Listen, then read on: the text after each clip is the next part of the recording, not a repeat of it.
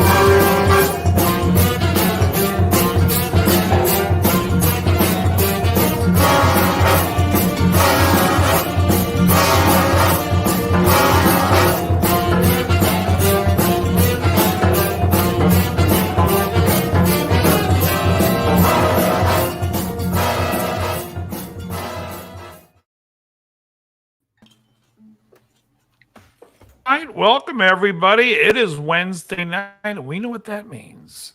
It's time for the 2 worst hours of entertainment you're ever going to have to sit through. Folks, that's right. Who produces this show? Let's go around the horn. We got Jables here tonight. Jables, Yes. welcome. Welcome. I like the party. In the working man Carhartt shirt. Oh, I am such a hard worker. And I'm wearing the cat shirt. That's right. We're industrial. We're nothing but we're like blue collar as it gets. We're out wearing there. a Steelers shirt, so Yeah. All right. Krellbau's here, everybody. We also have Joe is back, folks. Joe is back. And once again, Jukebox Jizzle. Jay Bizzle. Oh, The Jay Bizzle, the Skin Dizzle. It's all here, folks. Anyways, real quickly, we were talking before the show got started, and I was telling you guys about hemorrhoids. No, I'm joking. I was telling you guys I watched The Grapes of Wrath. the show. It's a Gamera show on, I think it's Prime. Netflix. Was it Prime? No, it was Netflix. Yeah, it was called Netflix. Gamera And it's Rebirth. and it's a 6-episode cartoon of Gamera. It's excellent. It's almost as good as the Paul Simon song that he sings about Gamera. I got a Nikon Gamera. I'd like to take your photograph. Anyways, it's great. It's really entertaining. Now, before we go on, I will talk about 3 movies now that I've seen in the last few days and tell you, and let's see what your reactions are to them. The first one I watched was called Joker. oh, with And I Joaquin loved it. Phoenix. Yeah, that was a Loved great it. movie. Great fucking movie. Okay. It's a great movie on its own. Forget about the fact that it's about a cartoon character. On its own, the story was fantastic. And Joaquin Phoenix is fucking great in it. He's Who's phenomenal. not great in He's a it great is actor. De Niro, because there's nothing likable as old De Niro trying to be chummy. Just doesn't work for me. De Niro sucked in it. Well, The next until movie he- I saw- he took a shot to that. Well, he took a shot to the head, but you could shoot a rock to the. I mean, it wasn't him. But anyways, let's go to my movie number 2 that I watched, which Arel suggested right after I watched The Joker. He said, "You got to see the Batman." Oh, I love So that. I watched the Pattinson Batman, What'd and you I think? hated it. Really? I liked. Let me tell you my problem with it. 3 hours.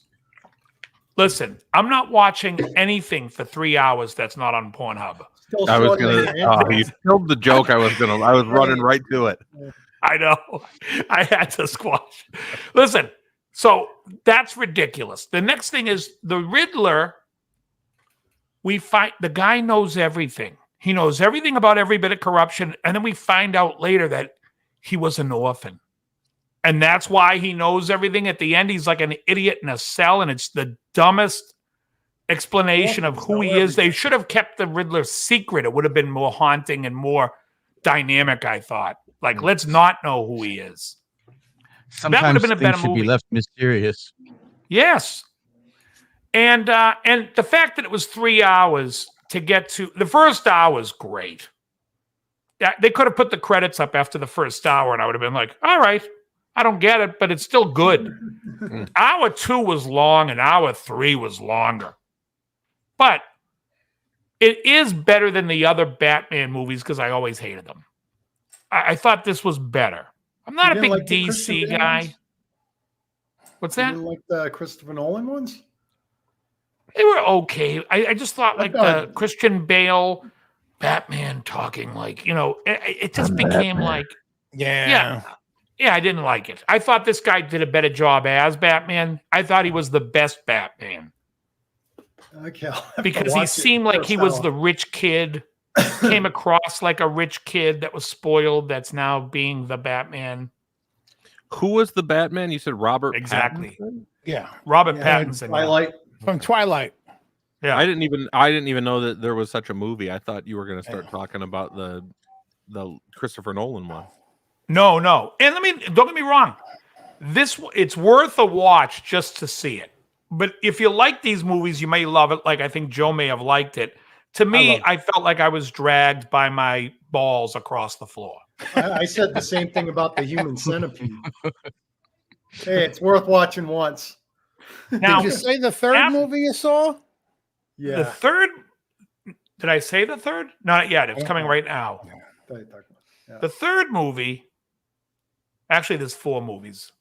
The third movie is Black Adam. What'd you think? Okay, heard of it. That's kind of racist. I didn't hate it. What I hated was they made the Justice League look like dickheads. Well, that wasn't Justice League. That was the JSA, Justice Society of America. Yeah, whatever. I don't know. I couldn't tell you the One difference. half dozen the other. This is the People's Front of Judea. Piss off. It's the People's right. That's what it was. So I don't understand any of it, but I thought The Rock was good. The story I enjoyed. It was compared to the Batman, it had much more entertainment value for me. Whereas I thought the Batman was trying to be too dark and dragged. You know anybody that when they tell you a story and they always tell it way the fuck too long, and by the end it doesn't matter how good the story is, you don't give a fuck anymore. That was the Batman for me. My ears are burning. I would have cut that exactly. I would have cut that down to 2 hours. Now, Black Adam, not a great movie, but better than the Batman as far as entertaining me throughout. Although both of them I really wouldn't recommend. The last movie. Out of curiosity, before you move on from Black Adam, is it like Black Adam, like Black Panther, or No, you know when they have to point out that? Do you know Captain the hero's a Marvel? black guy. Yes. You know Captain Marvel, where he goes Shazam. Yeah. Who now the hero, they renamed him Shazam because Marvel has a Captain Marvel. Right. Black Adam is basically like, you know how Superman has like a bizarro Superman, every hero has like a counterpart flipped. Black Adam is kind of like the bad Captain Marvel. Captain Marvel, but he's They're really scraping the bottom of the barrel here. yeah, he goes between being anti-hero to just a villain. He's more interesting sometimes, but the one thing about that movie that bothered me, I get the fucking kid and the mother out of there every 2 seconds. Show me Captain Adam going fucking nuts and Superman having the whole movie could have been him and Superman going fucking toe to toe, and I'd have loved it. Agreed. I have a feeling too much. that Joe and I have a massive difference of opinion on movies. I can tell right now that Joe's into the Marvel comic book world. I'm a character in the Marvel universe. DC. Yeah. No. I understand it's DC. I'm just saying the comic book universe. But I love DC as well. I'm convinced last all of movie- these movies are nothing more than fit people in front of a green screen running, and then they just fill in the rest of it with special effects. You know, I'm selective with the Marvel movies. I mean, like with Iron Man, he wasn't that fit. He's a regular guy in an iron suit. That's probably one of the best Marvel movies. I'm actually creating a character for a movie called Black Madam, where Madam will be on Soul Train instead of Solid Gold. Flowers. I think it's great. Black Madam. But she won't actually be dancing. She'll just be in front of a green screen dancing. What's that? They already have a Black Madam? It's Dionne Warwick? Got it. Folks, that's over everybody's head. That's a great fucking joke, by the way. Anyone that doesn't laugh at that, go fuck yourselves. It's funny. All right, anyways, going to my last movie. It is called, and let me just say this, the movie was abominable. Cocaine Bear. Oh, yeah. I haven't watched that yet. Yeah, I heard that movie sucks. Let me just say this. The only redeeming thing in the movie is Margot Martindale, who plays Dewey Cox's mother in Walk Hard. Oh, is that the park ranger? She plays the park ranger. She's the only saving grace that when I see her, I'm just joyous. Like, by the way, she looks exactly like the cover art for Breakfast in America. Yes, like that was her back. Exactly. It looks exactly like her.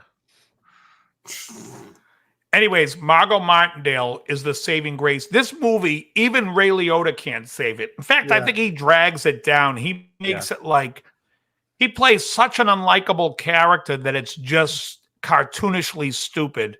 And again, we have the mother with the kids, and I just thought the movie was absolutely retarded. Well, the ridiculous gore and stuff. Elizabeth Banks. Work. She sucks.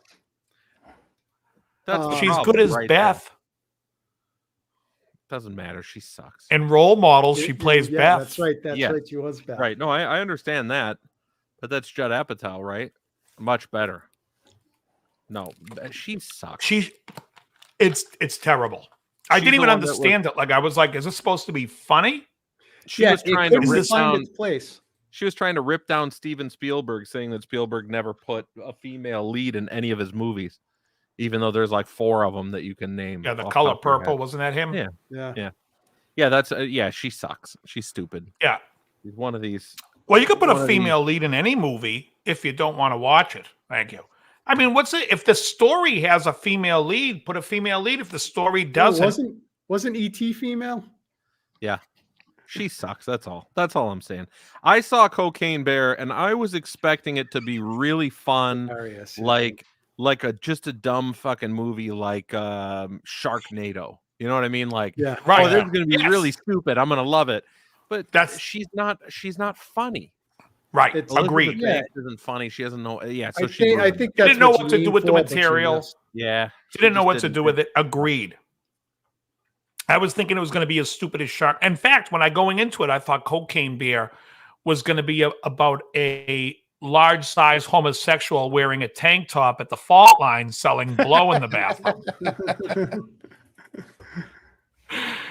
No, that's not what it's about. Just rotten. Yeah, I'm trying to remember if I chuckled at anything. I didn't. I wanted great title. I mean, when the Ranger, how they could lose. When the Ranger went out of the back of the ambulance and she face planted, I thought that was funny. Again, another scene with Margot fucking Martindale. Yep. She's great. Everything with her is good. When she's in love with the gay guy from what TV show is that he's on? Oh, Will and Grace. No. Big Bang Theory TV show. What? Big Bang? No. Did you say Margot Martindale? Did we lose Dave? Was it something I said? Yeah, right. Jim's the center square now. All right. Shout out Mexicali Maggie and Thus Love and Terry Pocahontas. We lost our leader. Unbelievable. Any requests? Here's our leader. Yeah, what kind of dumb stuff do we talk about now? Oh man. He forgot to pay More his dumb cable movies. bill. Who's yeah, exactly. Ricky Compton says Fast and Furious movie X Blue 2. Oh, please. Those fucking movies all suck. I think I saw the very first Fast and Furious movie and that was it. Yeah, that's not really my bag. I think it Yeah, I was mean, number 8. they milked that I was franchise. watching it, and it's so like I could believe the Godzilla movies over that shit. Uh-oh. Yeah. Yeah, some of these movies are just There we go. ridiculous. There we are. I don't know what the hell happened. I'm having internet issue tonight. I don't know why. That's all right. We took care of it. Great. Alden Anyways, Ehrenreich? yeah, I went right to what the did I center miss? square. What did I miss? Oh, nothing. We were just making fun of you. Oh no, I mean I heard something about No, I said Some other- Alden Ehrenreich or something like that. Is that gay guy you wanted to pinpoint in Cocaine Bear? what's his name?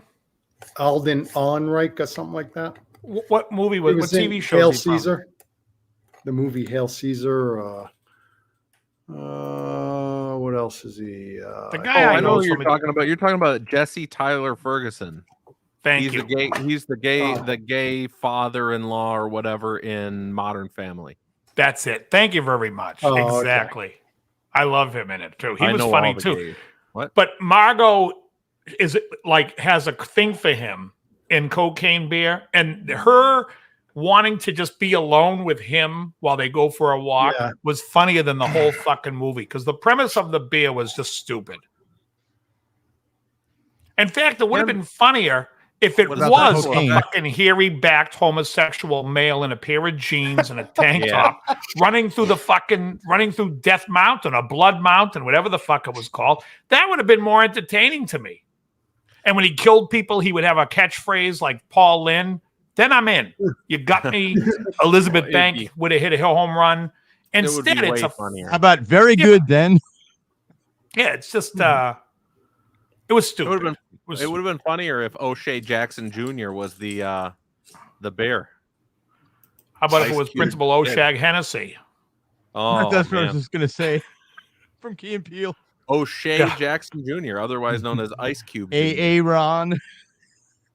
Jay Quellen. A. Quellen. Oh, it's great. They're nice. Oh, RL's on the Cocaine Bear is just another example of stealing script ideas. My lawsuit says they stole the script for Heroin Deer. Awful. Okay, well, enough said about Elizabeth Banks. The stuff she directed. She did Cocaine Bear. She did Charlie's Angels in 2019. Pitch Perfect 2, Movie 43. She had a segment. Just a Little Hardtack Short and AIDS. We Did It. So there's her directing.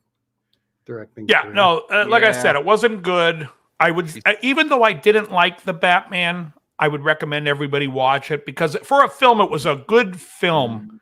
Just for me, DL likes the big payoff early. Tell me what let's get to the punch. Yeah. Very rarely will I find a 2.5-hour movie to be good. Goodfellas is the shortest 2.5-hour movie I know. RL, I know you like the Batman. You're the one who suggested it to me. Like I said, the whole Riddler thing at the end, it would have been better if they just kept him and didn't know who it was. So is the whole orphan thing, is that just like how they explain away every villain in Batman? Because I feel like the Penguin was also an orphan. Yeah, he was in somebody- Batman Returns. Yeah, it's just, I don't know. That's the writing. They're like, how do we What make if- this guy evil? Orphans are evil. Yeah. What That's did you fine. think about the Batmobile A being little more of a Orphan muscle Annie. car? I liked the Batmobile. I like that. I I didn't gotta like look at how that the now, 'cause I do like cars. the problem I have with most of the DC comic and with the Marvel, in DC especially, every superhero has like a something that a weakness, whether it's Yeah. kryptonite, Yeah. whether it's Black Adam's what is it called? Whatever it is, it's like really. And then there's always like the chance of Superman crashing onto a planet is 1 in a billion, right? I mean, it's like one in probably more ridiculous. But to have like when you watch the George Reeves Superman show, he's fighting normal people. It's always normal people. That's when Superman's good because you're like, this guy can kick everybody's ass. But when they bring it to a movie, they always got to have, well, this guy might be able to beat Super. Well, how the fuck is that possible? You have How do they find each other? Yeah, it's like, what are the odds? Like, forget one of these idiots to be on this planet. And at the end of Black Adam, and I don't want to ruin it for anybody, but that black woman's a cunt. When she says to him, oh, if you don't stay there, well, like basically threatening Black Adam, and she's like, well, not from this world. And I'm like, listen, cunt, you're just like it's very governmental. But you understand that's Amanda Waller. That's exactly what her character is supposed to be like. Oh yeah, I'm saying her character. I don't know who she is. Even in the animated series, she's like that. Yeah, so it's just like so when you have like the unlikable character on the side of good, I want Black Adam then to fucking destroy mankind. Like go off, go have at it. Because it's like it's kind of like what the woman says to the why does this woman in some made up foreign land have more common sense than the Hawk guy? And what's the Hawk guy's name? Hawkman? Hawkman. Oh, that's it. Hawk. Okay, the Hawk. I would call this guy Tony Hawk. Falcon Man. No, Hawk. A Hawk guy. Red Tail Falcon Man. Birdbrain. Well, we tried calling him Birdman, but it's not very intimidating. How about Hawk guy? Hawk dude. Hawkman. Yeah. So anyway, the Hawkman guy is like, don't kill these people are trying to kill Black Adam. And he says to them, don't kill them. And The Rock is 100% right. He's like, yeah, I'm going to fucking kill them. Because they're going to go do this to somebody else. And it just goes to show you why I hate movies. Well, DC has bad storytelling, always have. They hit the mark sometimes. I don't think they're any worse than Marvel. I think they both make enjoyable. They're both enjoyable at parts, and they both make parts that annoy me. More misses in the DC universe than Marvel. Well, I haven't seen Justice League. Is that any good? Watch the probably not. The Schneider one, but it's long, so it's it's going to be long. It's a 3-hour movie, right? But so are some of the Marvel ones that it's like, it's too long. Yeah. I don't know what they're doing. I can recommend a couple of movies that I saw recently.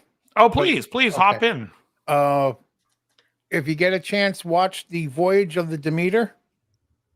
You remember Bram Stoker's Dracula? Yeah. Is it Demeter or Demeter? I keep hearing people say Bram Demeter. Stoker.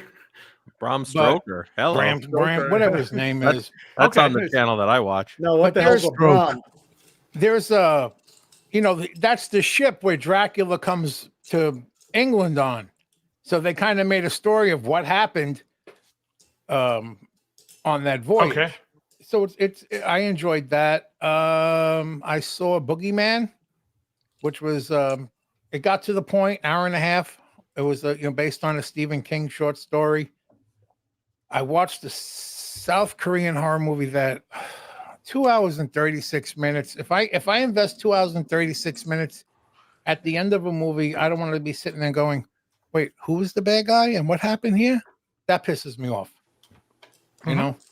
I'm watching Blue Beetle tonight after we're done. So that's another fucking DC movie. That must have done so well. I don't remember it even hitting the theaters for more than a week.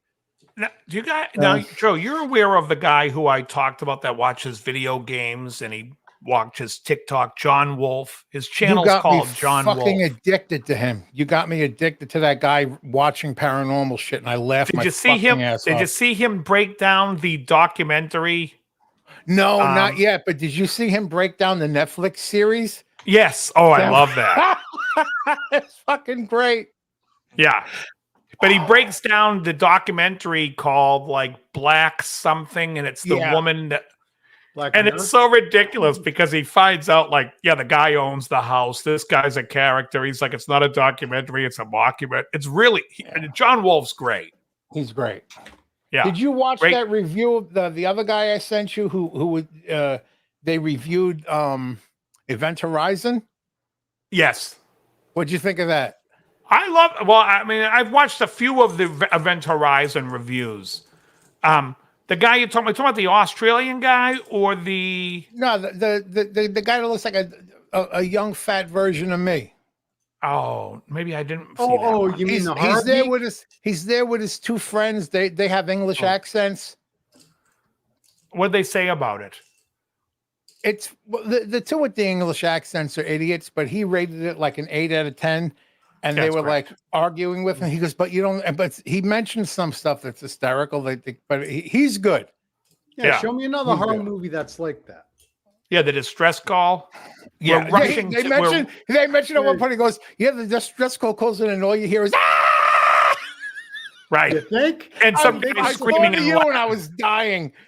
He goes, one guy's like, you hear someone speaking Latin in the fucking distress call, and the guy goes, I think they're saying help us. Yeah, and the guy goes, well, that's just the understatement of the year. We have a fucking distress call. Nah, it needs a little more elaboration there. Yeah. We have this horrific fucking call from the ship screaming for help. Hey, Janice Lala. Hey, Janice. So people in the crowd here, if you anyone watched the latest John Bollinger video where he's playing Bad Cat amplifiers. John, are you in that video? I didn't even get a chance to. Yeah, I think so. It's an interview. It's basically like a half review and half interview. And me and John Thompson are both in it. And then I think Peter's in it at the end for a while. Okay. So, yeah, they visited the shop a while back and put this all together. So, and now what amp was he reviewing in the video? All of them. He's just going over the line. It's like it's more of a company-wide thing than a product review. Right. So, yeah, let me put and now everybody can go to premierguitar.com and check it out. No, I'm going to. I thought a good idea for you guys would be to make a small practice amp for girls, have it pink, and call it Bad Kitty. Okay. I just call it the wet pussy. The pussycat. No. I hope it has reverb. Because exactly. Otherwise I want to know what's No, it's slathered in Vaseline. In Vaseline. If it has a phone, just call it the Gunt, right? Oh, this woman messaged me on Facebook and she sent me this video. And it was like this thing about McDonald's meat. And I'm like, listen, don't send me your propaganda nonsense. And somehow we got into a conversation and she was telling me that she believed like in lizard people. And I said, do me a favor, get your camera. Get the camera with the Vaseline all over the lens. We got lizard people to take pictures of Bigfoot and UFOs. Get the Vaseline camera. No, don't use your phone. It's too clear. Get Hecklefish. Hecklefish. I love Hecklefish. Fucking great. The lizard people. Hecklefish. Yeah. There's for the metal fans out there. For the metal fans out there, there's a record from High on Fire called Snakes for the Divine. It's a great record. It's 2010. It's just straight brutal metal. If you know High on Fire, you'll know what it is. Oh yeah, Matt Pike. He's a fucking beast. Yeah, but that entire record is about the whole lizard people conspiracy theory. I read a book about it and it was ridiculous, so I wrote all of the lyrics to the record about that. So Snakes for the Divine is all about the lizard people. And it's just brutal. I would say that band is like if Motorhead were to come out in 2006 instead of 76 or whatever. But anyway, enough about music. That's not what this channel is about. Nothing about it. Yeah, damn it. Nothing. Everybody in here is like, oh, Ricky Compton knows that record. Hey, good for you, Ricky. All right. And Ricky also says that if we make that amplifier scratch and sniff, he'll buy it. Good Lord. I was being serious though. If you have a little pink practice amp called the Bad Kitty, part of the Bad Cat. It feels so pandering though. I know that's what some sales is. I get it. Daisy Rock wasn't pandering, where girls can fucking play little cute guitars and sing about their feelings. I sold 100%. A bunch of Daisy Rocks when I was at West LA. I'll never forget that. By the way, I stole that from Dan Cohen. You guys remember Dan Cohen at Line 6? Of course. Dan Cohen said to me one time, "Oh, I love those guitars. Yeah, great guitars for little girls to sing about their feelings." I was like, "Oh God, that's gold." We get Dan in big trouble. Doesn't Zach Wilde play on a Hello Kitty guitar? He plays like metal stuff on it. Yeah, like you could play anything on anything. I mean, I love when people bring stuff like that. It's like, yeah, you could play. Basically. I mean, Greg, you could look at Greg Koch or Greg's Koch. I don't want to look at. You could, and he could play anything. He could play a Fender Frontman and sell it to you for $1,000. It's a $20 amp because he's fucking great. That's why I can't stand these review videos. There's guys like Schnobel, and he's showing effect pedals. I don't even know if he still has a channel.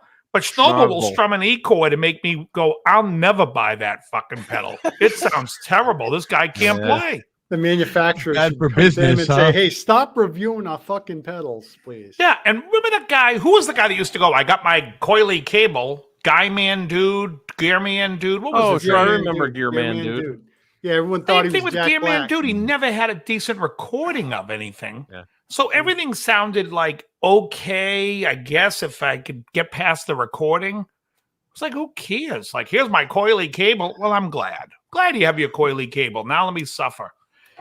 Happy birthday to Mel. Who's Mel? Melissa? Yes. Melissa, happy birthday. Who's Melissa, your wife? Happy birthday. No. That's a friend of mine from Texas. Oh. Tejas. All my exes live in Texas. Okay. She says, Juice, play your guitar. Do you have a guitar in your hand there, Juke Bizzle? Ooh, Oh, okay. No, we can't hear it. That's why we're all enjoying ourselves. I've got Jay Bizzle's guitar over here still. I've tried figuring out this switch 3 different nights. I can't figure it out. It's crazy. Is it a mega switch? It's whatever the part number is Alpha 2502N, and I looked up the schematics for it. I've looked up the wiring diagram for Ibanez. Tried 3 different varieties of it. All I can get is one pickup at a time working. It's crazy. Even replace the switch. I was having the same problem. And it's like, fuck, dude, I don't know what to say. Like, did you take the switch and just hook a meter up to it and go through each cycle? I replaced the switch and everything. Yeah, this is the first time I've ever had an issue. They're getting back at us for Hiroshima. I know, right? Yeah, we're gonna make a 5-way switch that only has one fucking position.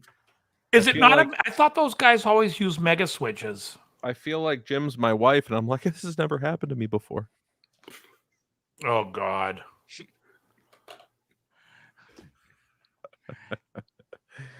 Oh, it's very weird. We're going to send it over to Krellbar and let him have a crack at it. Hugh Caldwell says he saw a review guide today with all the gear, review a high gain amp, and then went through 5 Strat positions on a Strat clean setting. God damn it. That's the most boring thing in the world. Yeah. Hey, we're here reviewing the new Ventera 2 series. The difference is we've replaced the Pau Ferro fingerboard with rosewood. End of story. Good night. Click video off. That's what they should do. Yeah, totally. Well, we're going to go through each position here. I'm going to show you what each pickup position. It's like, so let me just show you this. I don't know if you remember this guitar. This is my G&L. Is that the one with the B bender? No, that was the other Telly. That's a Telly. This is a G&L. Okay. This is an ASAT that I had made. Anyways, so I had them put 2 Strat pickups here and here, a la Steve Warner. You guys may have heard of him. And then, regular Telly pickup here. Now, if it's in the bridge position and I lift this switch up, now the neck and bridge are on. And if I move it to position 4, what Fender calls position 2, but they're wrong, now all 3 pickups are on. Now, this has more to do with the sound than what fucking fingerboard I'm using, what the wood of this guitar is. It's so silly. But again, another silly thing would be playing every fucking position of it. You guys see it. Nothing You more want, you boring know what I than mean? that. It's like, What's that? Nothing more boring than that. But people, when you read the comments, they're like, "Oh, you should have played it. You should have played the 4 position with a little dirt so I could hear." You're a fucking douche. If you need to hear every fucking position with every setting, you're a fucking dilettante. Give up the instrument. Well, you're not going to buy it What- anyway. what about- You're just watching reviews and being stupid? Right. I've And seen reviews people are do the worst. reviews, Guitar. like you see these guys review, and clearly some people are good at, certain music and not so good at another music or whatever. But you get these guys that do the full review, and they're like, "Now I'm going to show you the dirty channel of the amp," and they've still got it in the neck position of their Strat, and they don't play with a pick. They're using their thumb or something, and you're just like, "What are you doing?" Right. The dirty channel now sounds horrible, and it's all your fault. Don't mud. And it's all their fault anyway, because none of them set up the amp to sound good. It's let's put everything at 12 Everything o'clock. at noon. Here's everything at noon. Everything at noon. And it's like, really? Like, you can't just make show me one setting that you did that sounds good. Forget about what the static, everything at 12 o'clock sounds like. No one cares. But then again, I can't even watch those type of things. The only thing I'm watching on YouTube now is John Wolfe playing horror games, ripping on fake ghost videos. Right. And what else do I watch? Chatterbait. Yeah, that's not on YouTube. I'm trying to think what else my I have. apologies. Yeah. Yeah, I don't know. But Yeah, anyway, I feel like I'm kind of out of my YouTube. I don't know what you call it. My obsession. I haven't been watching anything on YouTube. I watch. I watch educational videos sometimes on like Carnivore, but I don't watch anything else on YouTube. right, agreed. You know what? I started watching these two Brits. The channel's called, begins with an L, but they're Jolly. It's Jolly. And these two guys, they're British, and they try like barbecue, and then they have high schoolers, and they have them trying all this food. And a couple of episodes were good. Oh, I also like watching the guy with the huge beard who stuffs his face.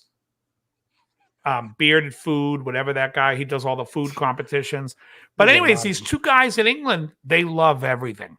And so it's annoying after you watch 2 or 3 of them and they're like eating Popeyes and they're like, this is the greatest food ever. And it's like, you guys are fucking idiots. That's poison. It sucks. It's not even good fried chicken. I make better fried chicken at my house. Give me a break. But they did go down and try Texas barbecue, and that place, Terry Black is the name of the place in Texas. Melissa, you ever been to Terry Black's barbecue? It looks good. It looks good. Texas is No, pretty the best fried chicken in Rhode Island is actually Beard meets food. Thank you, Hugh. A Korean place in Providence next to Brown called Den Den. I had the chicken there, and oh my God. It's like, but it does come with the sweet Korean barbecue sauce on it. But it comes directly on it. Yeah, there's Korean fried chicken and a Taiwanese one here in my neighborhood. I've had them both before the diet and stuff, and they put the sauce on the side, which is better. Yeah, what's the big? You're not wrong place? about the Korean fried chicken though. That shit is crazy. Yeah, what's the Korean fried chicken fast food place? I think there's one downtown LA. There's one out of here. There might be one in downtown LA, but there's a brand new one that opened up down Venice Boulevard toward like Beethoven, and it's called Rice and something. I can't even tell you what it's called. I don't remember, but it's right next to this place called Bluey's Coffee. But it's I'm looking. This is a chain I'm thinking of. It's called. This place is just a small little place, but it's great. And then there's one called Little Fatty that's a Taiwanese place, and that place Little Fatty. is great. It's unbelievable. It must have closed. It's a great name. Yeah. It must have closed because this place, I don't even see this place anymore in I Massachusetts. live in and I've been Koreatown. there. There's all kinds of Korea, all you can eat barbecues and all that stuff. But I don't really go for. Dude, I'm telling RL that I got to take him to M Grill. It's this churrascaria sort of deal in downtown LA. Yeah. I was there a few weeks ago. It was amazing. Just great. They bring around all the meat, all the grilled meat on skewers. Okay, there's Den Den in Providence. Yeah, there's 2 of them. Oh, Bonchon. That's it. Bonchon is the Yeah. chain. You guys have them out? Let me see if there's one. I've never Yeah, heard of it. there's one in Providence, I think. There's Bonchon. Oh, was that another? Oh, there was one in on Alexandria Ave. It closed for serving. Is it near dogs. Wilshire? I'm joking. No. I don't care for Chick-fil-A. Yeah, I don't like Chick-fil-A. I just saw a thing on Chick-fil-A. They have like 55 chemical ingredients. Andy's saying something. He says you want to make sure that it's set up. You should be able to set up your own guitar. Any guitar is set upable if it's a decent guitar. But you could play my guitars and you'd be like, I don't like the way this is set up. And I could play your guitars and you might not like the way I like to set my guitars up. But any guitar will set up good if you can set up a guitar. I mean, if the neck is straight, obviously if it can't be set up, then it's no good. Then the guitar is junk. But yeah, I mean, every setups are something anyone can do. It's personal too. Yeah. I remember years and years ago playing your guitars. I don't think I ever really jived with the way you do your setups. I agree. So it's clearly, it's to each player. Yeah, it's like I pick up. I like the way Dave sets up his guitar because it's just about the way I set mine up. Yeah. Okay. Yeah, and John, I think my setups are a little higher than yours, right? That's correct. That's like and I think mine are higher than Jimbo's. Oh, really? Yeah, I like low action. Yeah, see, I like it high. I like it you can right dig in more with your right hand when was it like 2 millimeters at the 12th fret, which is the standard Fender action. Yeah, it feels like that's what I like. Yeah, you played my gear last week. Yeah, and that telly I got, the green telly back there for $150 that you played there. Yeah. That came set up right out of the box. I go, this is great. This is the way I play it. Yeah. Oh, by the way, I to get my guitars back. My other guitars in the last month. Back then, all three of them. Really? Yeah. The black one in the middle was $119. The green one was $150. Whoops, I'm moving in the wrong direction. Yeah, bring the green one to the forefront here, because I played that guitar last week. It's Incredible Hulk. It's cool. It doesn't look like it has a guard, but in person it's got a click. What's that? So he had to be very careful to stay exactly out of frame because he's not wearing any pants. I tell you, man, slave labor rules. Picking it. Is that the new Holly Benton? Free ball. Nope, this is actually it's called the Leo James, and it's got stainless steel frets with the little rolled ball ends. Well, that's got good action. Looks really cool. I like the action on that. Yeah, well, it's. I think it'd probably be a little higher than yours because it's like I'm green with envy. Yeah, that's the action, if that is any clearer. That's beautiful. But anyways, yeah, $150 with the gig bag, and it doesn't sound with stainless steel frets. Yeah, stainless steel frets. Amazon Chinese sort of deal. They sell them on Amazon. That's where I got it from. Wow. And that black one back there is $119. It's a Fesley, and that neck it's almost like a Charvel neck. The only downside is they didn't really polish the frets. I'll have to polish the frets, but there's no sharp ends. There's no. It's amazing. Tuners are okay. Eric Johnson's asking if I ever noticed that Les Paul Customs play better than most standards. I've owned both. Well, actually, I've owned the standard, the custom shop standard. I don't know. I think every Les Paul. I mean, first of all, the Les Paul, the Gibson out of the factory. I mean, their setups are like, you could tell they just eyeball it front, middle, back, front, middle, back. It's embarrassing. But for the most part, if you do a decent setup on them, maybe the custom shop doesn't do that. They actually do a real setup. But the standards just do front, middle, back, front, middle, back. It's stupid. Any Les Paul custom I've ever played, I've noticed that the edges, like where the binding is on the fretboard, they don't feel as rolled over as the standards. The standards have a softer feel, whereas the customs are like sharper edges. And I'm wondering if he actually prefers that, which is why he's bringing this up. Because I'm imagining there's no difference to the height or anything like that. Yeah. But it's an ebony fretboard, and it's those sharper edges to the binding, and I'm wondering if he just likes that. It's like if I could own a Gibson Les Paul, if I would ever buy one, it would have to be custom built for me. What I'd want is a 58. I'd want the thing completely weight relieved, and I'd want the fingerboard ebony, but I'd want the regular trapezoid inlays. They'd be willing to do that for you, and they'll only charge you about $15,000. Right. Reasonable. That's right. Totally reasonable.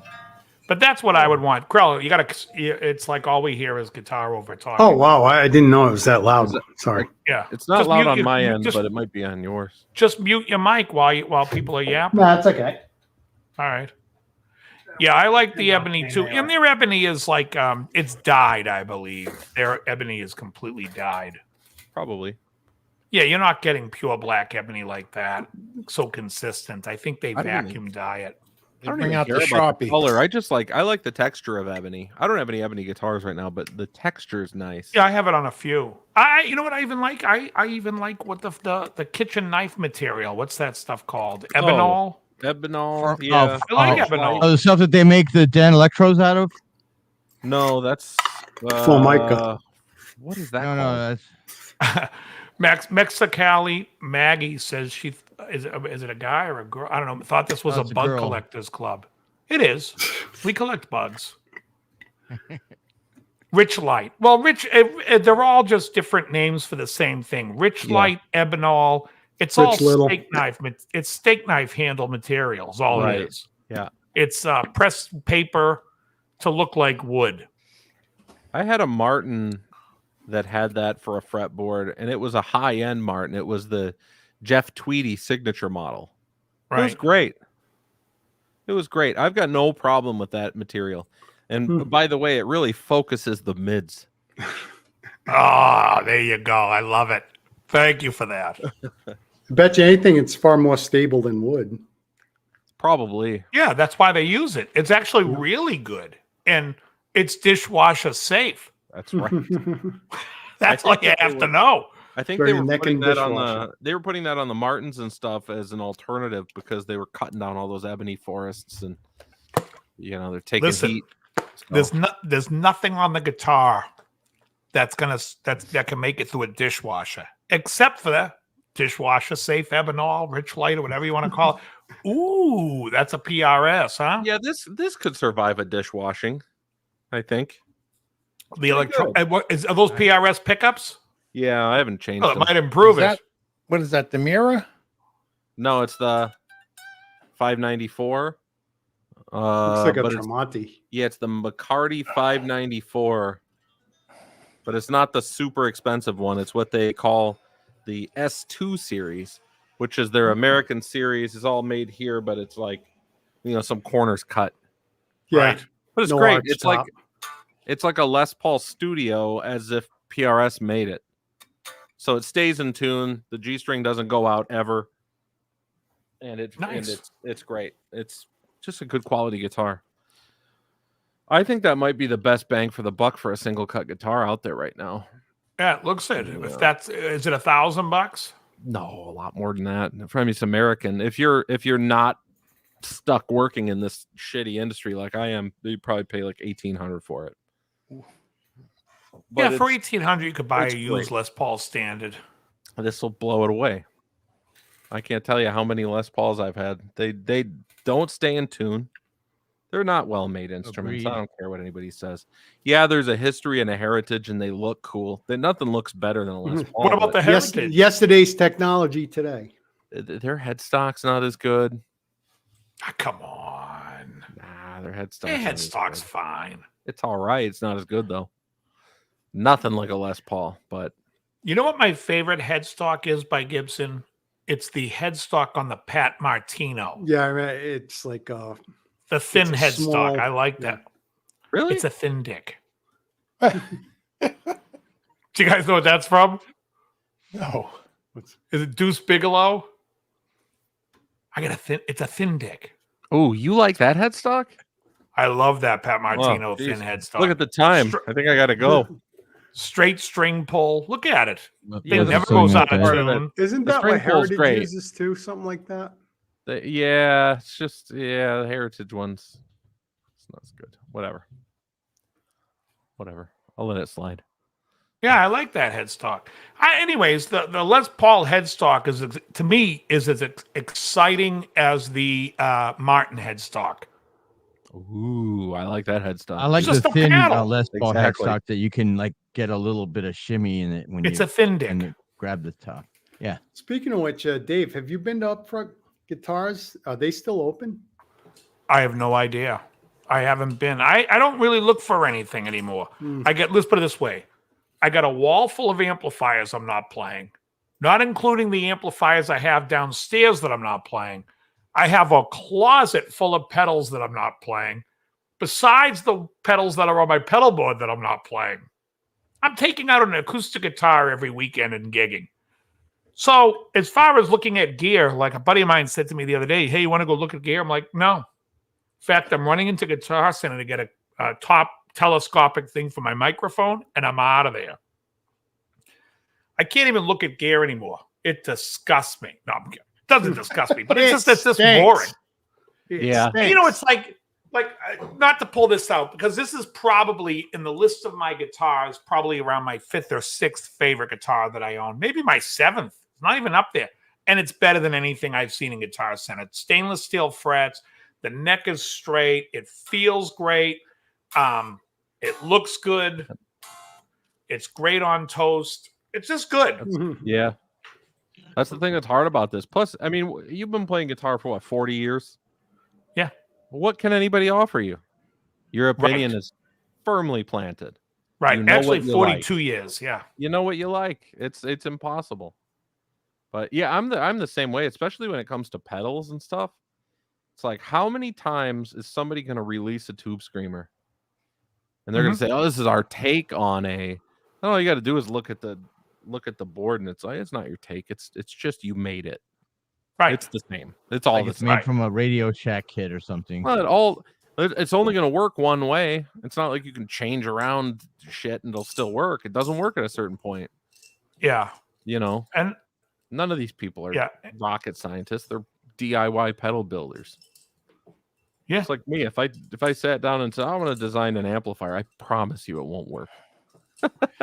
Well, you know, no idea what intrigues me is JHS, Josh Scott, because I think he's got a great channel. I'll answer that in a sec, Hannah Bomb.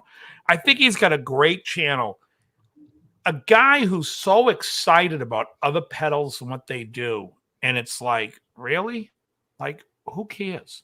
And even he has said who cares when he showed the Bad Monkey and showed that it could do anything. Then, right, who cares about all these pedals? Just get out there and play. Yeah. Exactly. You know?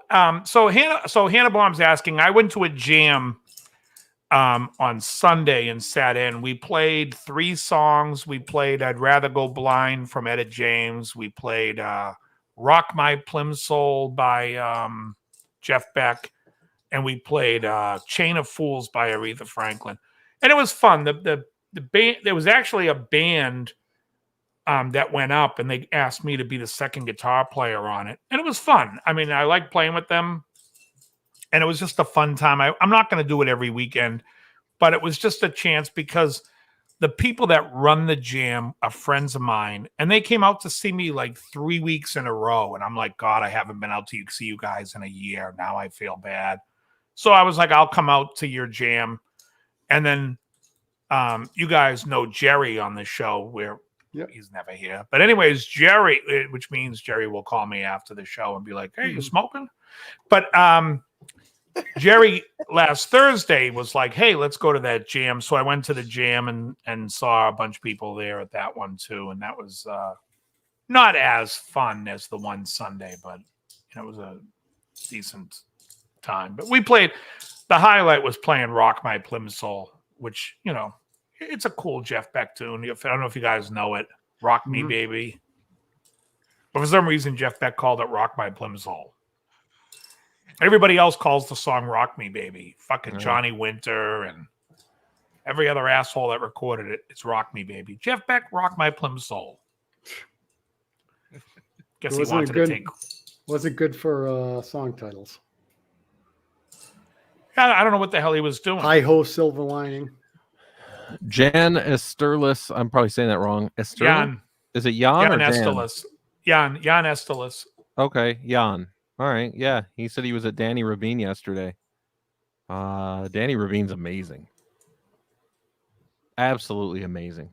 Super nice guy too. I've met him before. Oh, okay. Have you heard of that guy before? Yeah, he's a jazz player, isn't he? Like a Holdsworth type. Marbin is the name of his band. Isn't it like Holdsworth type stuff? Yeah, I'm sure there's influence, but not really. It's not as. I don't think it's as out there as Holdsworth. Yeah, but it's like incredibly like technical, right? Very, very fast playing and everything. He's probably got a lot of John McLaughlin sort of influence in his upbringing. Right. What were you doing on his channel, Jan? Crazy. I think he's the guy, I could be wrong, who does the Holdsworth, like tries to break down Holdsworth. Let me see. I'll tell you if it's the guy. Oh, maybe he does. I don't know. I just know that I know his records. He's one of the very few like fusion jazz guys I actually appreciate. It's just hard for me to appreciate that kind of music. Not enough double bass drum. Is it Marbin Music? Yeah, Marbin, Marbin. Yeah, that's him. Yeah, he's great. Oh, okay. Yeah, he's great. Yeah, I watched a couple of things on him where he was going into the Holdsworth double diminished scale thing. And yeah, it's the guy I'm thinking of. And he does like a lot of I saw him break down Holdsworth stuff, and his stuff was great. Although, yeah, no, what he was showing was a lot of people that play double diminished think of it as 4 notes a string, but he was showing how Holdsworth skips one of the notes and then he's great. He's a great fucking player. Great player. The world needs players like that.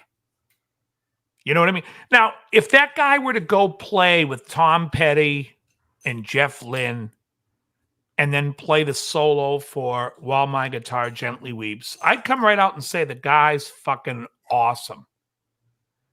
But people, I'm sorry if you're Prince fans, but when Prince goes out there in his high-heeled shoes and the suit, and he looks like he's out there at Jiffy Park collecting pimp money, and he's playing a pentatonic A minor scale, and even Petty looks like he's like, ugh, this fucking shit.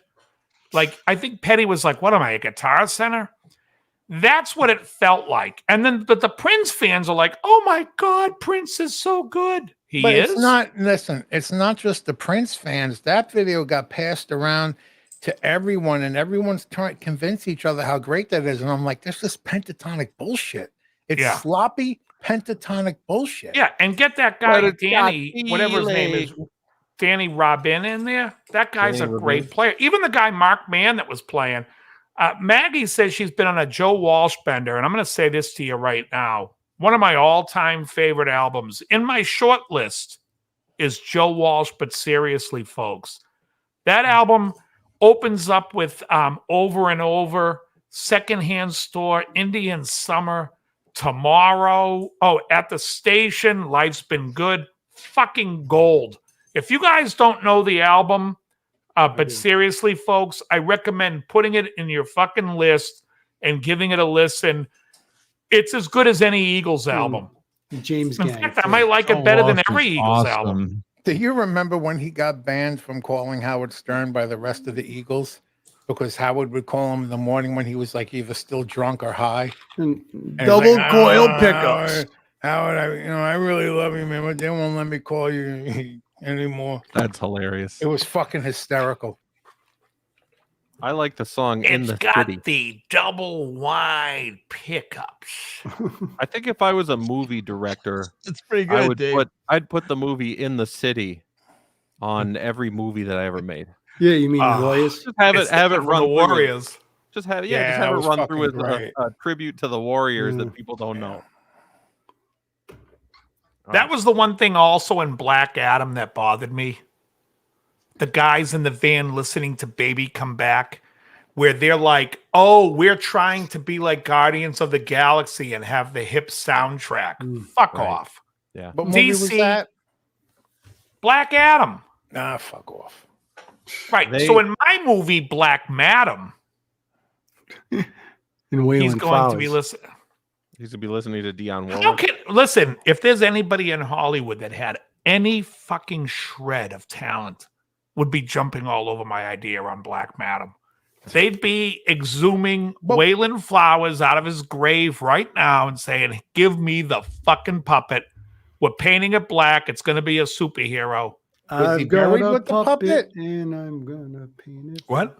Was he buried with the puppet? Oh, I don't know. I'm just implying that he was. Now, Well, what would be Black Madam's word that she screams to get the power, though? Juke Bizzle. Juke Bizzle's what she's going to scream. She's going to call off for James Fine. Hey, let me say this.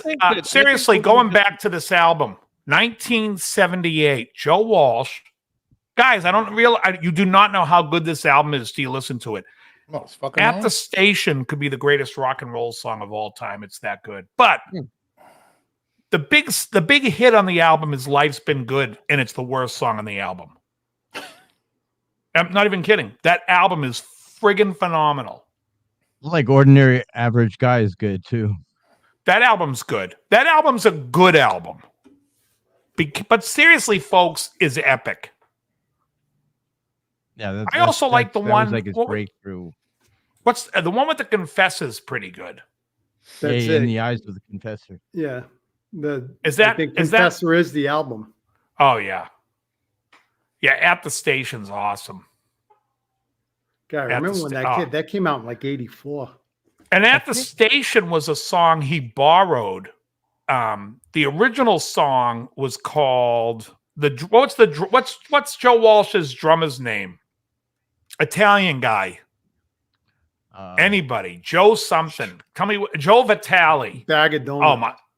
I'm fucking good, guys. I don't care what you say. Joe Vitale had a record out, and he had a song called "Falling Down," and it went, "I'm falling down," which he's just took for At the Station. Which, so if you want to hear the precursor song to At the Station, check out "Falling Down" by Joe Vitale. But What about Dick Vitale? ooh, Dick Vitale. Baby. Yeah, but seriously, folks, is a masterpiece. And look at we could sit there and talk about. If I say to everybody on the channel right now, and when I say the channel, I mean everyone that's in my group here, John, Krell, Megadeth's best album. What is it? Rust in Peace. Joe, John, Yeah. of course. I Go like ahead, Joe. P cells. My I like P favorite, cells, but who's buying? But I like just because I like Chris Poland's playing on it a lot. you but even I said like, once what my that's- favorite would be. And you were right. Symphony of Destruction. No. Euthanasia. Oh, Euthanasia's good too. Euthanasia is the best recorded before Cryptic Writings, because Cryptic Writings is the best, but Max Norman's best Megadeth production is definitely Euthanasia. The album But I does think it's sound great. I think it's Rust. What's Iron Maiden's best album? Number of the Beast. That's a good Yeah, question. that's what I was gonna say. That's usually mine. I know Dave's gonna say Power Slave. No, I'm not. I'm going to say the Wow. one in the middle. He's going to say Peace of Mind. Piece of You're Mind. damn right I And, am. and I think Might have That's peaked. the one. I What's think that, Peace of John? Mind's the best. I think you're right on that. Peace of Mind. Yeah. And I will say, and I've openly admitted that it's not a perfect album because Quest for Fire is gay as shit. Oh shit. That's right. At a time when dinosaurs roam the earth. It's like Awful. horrendous.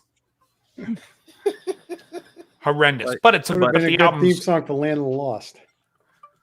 yeah, it's just terrible. But it's a great album. The best album, in my opinion. However, Number of the Beast, I can't don't know. argue. I think song for song, Power Slave might be better. Power Slave's fucking awesome. Need Yeah, I 8 to remind you about a 5, 2 song minutes called to Lost midnight. for Words? Yeah. Yeah, it's all right. That does nothing. It's just no. And then there's a couple of nothing for me. Yeah, the Duelist is also not great. But you get Rhyme That's of the the first time I Ancient ever Mariner. heard you say that. Rhyme of the Ancient Mariner. 'Cause you're Power normally talking Slave, about the 2 Minutes pedal. to Midnight. Ace is High. Ace is High. It's a good record, man. I also like Somewhere in Time. Actually, that's underrated. That's, You're going to badmouth Somewhere in Time? No, I'm going to say it used to be one of my favorite albums, but going back and listening to it now, I hate the production. This chorus all over his vocal. There's something about the production bothers me of that record. And I feel like Seventh Son of a Seventh Son is a better album. When you go back and listen back and forth. Going back to your point, Rhyme of the Ancient Mariner, the best song on Power Slave is Back in the Village. It's a good one. That's another good one. Oh, it's the best. It's the best. Back in the Village. Good. Back in the Village. Can't they That's have a great 2 records album. that are just outstanding? Because then Peace of Mind, followed by Power Slaves, it's great. It's greatness. I think they got a 5 or 6 album punch. You got Number of the Beast, into Peace of Mind, into Power Slave, into Somewhere in Time, into Seventh Son. Seventh Son, and then you get Fear of the Dark, which or the one before that one, I forget what it's called, from 90. And the one that's got Bring Your Daughter to the Slaughter. In Praying for the Dying or something. No something. Prayer for the Dying, yeah. No prayer for exactly. But you have to think. What do you think about Brave New World for the comeback? Awful. Really? I think it's good. Yeah. You like it? There we go. I like Brave New World, but I'll tell you what's better than Brave New World. The album after it. Matter of Life and Death is up there. I think. Well, that was a much better album. Oh, it is. But he's saying to me, there's a big problem with Brave New World. I think Bruce Dickinson sings the singular line, "It's a Brave New World," 600 times in that song. All I hear when I hear that song is him just saying that line 1,000 times. And I'm like, I heard before when he was writing this song that Bruce Springsteen called him and said, "Hey, listen, I had a lot of hit with Cover Me or I'm Going Down, and all I said was that 4 billion times. Give it a whirl." I tell you, 87, I stopped listening to a lot of bands. I mean, like after Somewhere in Time, I only know a couple songs off of Seventh Son. Since then, I haven't listened to any Iron Maiden. Seventh Son had Moonchild. Oh, it had great. It's a great song. The Evil That Men Do. Can we talk about how homoerotic those lyrics are, though, in Moonchild? Moonchild.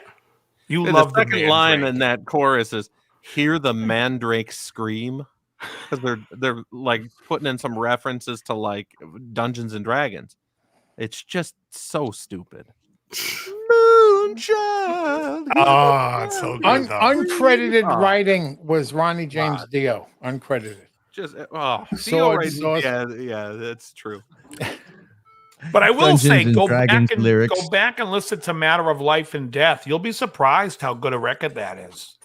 And it's much different. And I think it helped. Matter of Life and Death helped me appreciate Brave New World more, because Brave New World, that I understood, wasn't made in trying to be old Iron Maiden. It was made in trying to step into a new thing with Dickinson. And I liked it. It's just not Maiden. Matter of Life and Death brings back more of the Maiden to it. Yeah. But so I think that Brave New World is good. I just don't think it's fantastic. But I think the one after is fantastic. But I do like the effort. I mean, I like it. Yeah, they're talking about Priest. Euthanasia has to be one of the best sounding non-Aussie albums of all time. I don't understand. You mean what that comment from means. Max Norman? Max Norman produced both. Oh, did Max Norman do Euthanasia? Yeah, that was the last one he did. And then I Dan Huff did Cryptic Writings. I actually thought that the guitar one, sounds on Euthanasia are a little better than the guitar sounds on Dan Huff's record. You think so, huh? Yeah, Cryptic Writings. I think Cryptic Writings is missing. It's like the guitars sound, the rhythm guitars sound less tight and a little bit puffy to my ears. It's definitely a poppier album. Yeah, I like definitely Euthanasia a bit more. Rust in Peace sounds bad, but it's just such good writing. What else is on Euthanasia? The song Euthanasia. Train of Consequences. Chain of Consequences. Tulamon. Yeah, Addicted to Chaos. Addicted to Chaos is the Every greatest. fucking song gets better than the other. It's almost a top to bottom really great record. Like Elysian Fields is good. Oh, that's another good one. Dude, Marty Friedman's Killing Road solo it's unreal. Yeah. And oh god, what's after that? Joe, what's after Killing Road? That was I think that was their most expensive album. They spent the most money because they built the studio from scratch in Arizona for Dave. Yeah. Yeah, that's right. Killing Road, I Thought I Knew It All, Euthanasia, Family Tree, Train of Consequences, Black Curtains, Blood of Heroes, Reckoning Day. Reckoning Day is good. Yeah.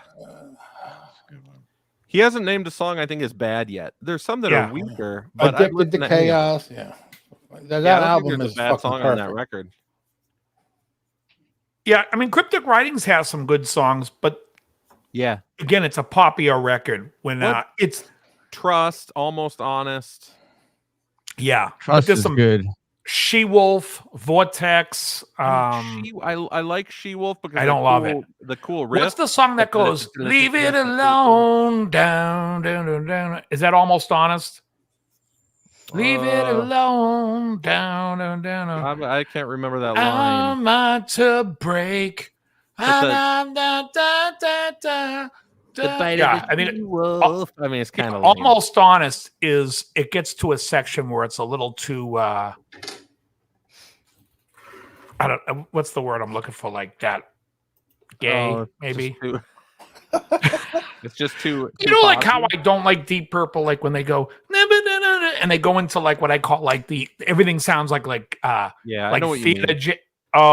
I was almost honest. Right. Right. It almost sounds like Randy Marsh doing the fucking yeah. What is the song where they're doing the Safe Space? Oh. You might call me a pussy.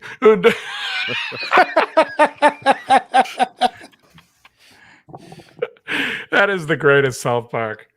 Oh man. Well, they all come out. They start doing. A few minutes ago, when you were still talking about that, the song that they put in Black Adam.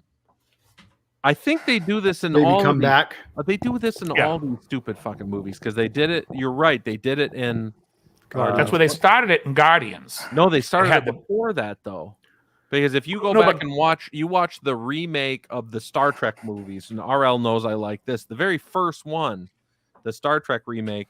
They're like, let's put on classical music, and they put on the Beastie Boys, and you're just like, you know what it is? It's member berries.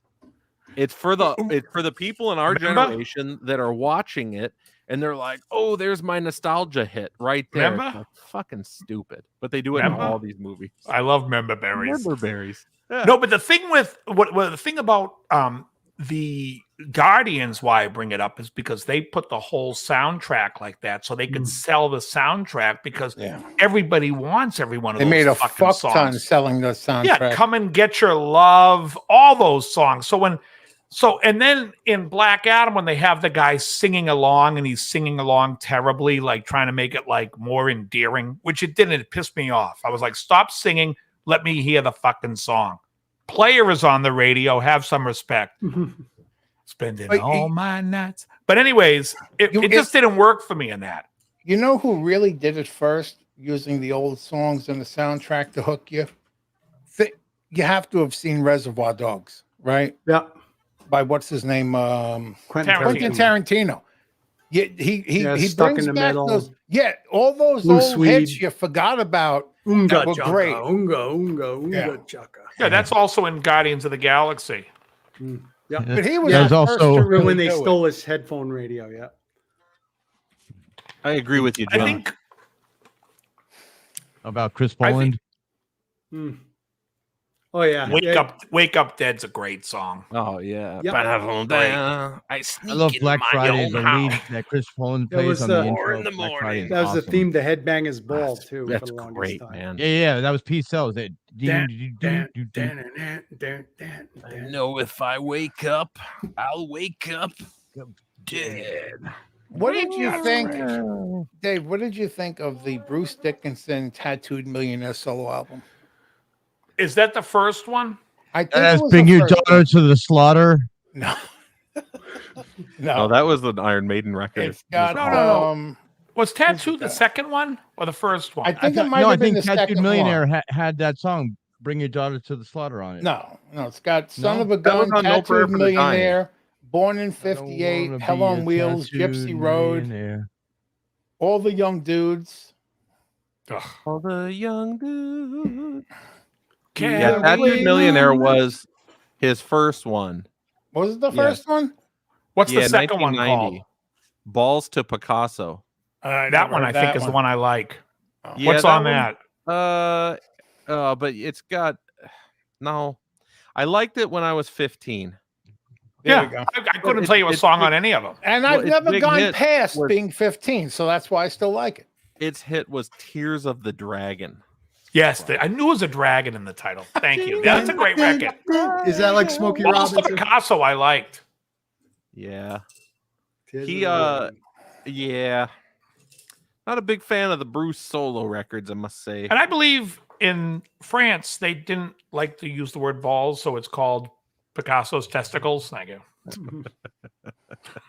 That's a good punchline. Picasso's baguettes. Picasso's testicles. That's really. Yeah, I mean, Oh, how did Dickinson- Dickinson get away with writing all of this Dungeons and Dragons BS? And Rob Halford was out in the wide open singing about banging dudes, and everybody's just like, "Nah, man, both these guys are this is men's men. They're both Hell bent for masculine leather. and straight. Both of them are. Rob Halford likes my cat, They got it McLovin. backwards. The people. I got it recently watched the US Festival 1983 when Rob Halford comes out in that silver and black with with bedazzled gay suit from the Village People that Glenn Hughes wore. And he starts singing. I look at it, I'm like, how the fuck did 15-year-old me not know this guy was gay? What the hell was happening with me then? How could you look Yeah, at it for 2 I was seconds? just as You're like, shocked when I found out oh, Elton John was. Christ. You know what it is? The accent was like a camouflage for us. The Yeah, accent because Because was all camouflage. Englishmen sound gay.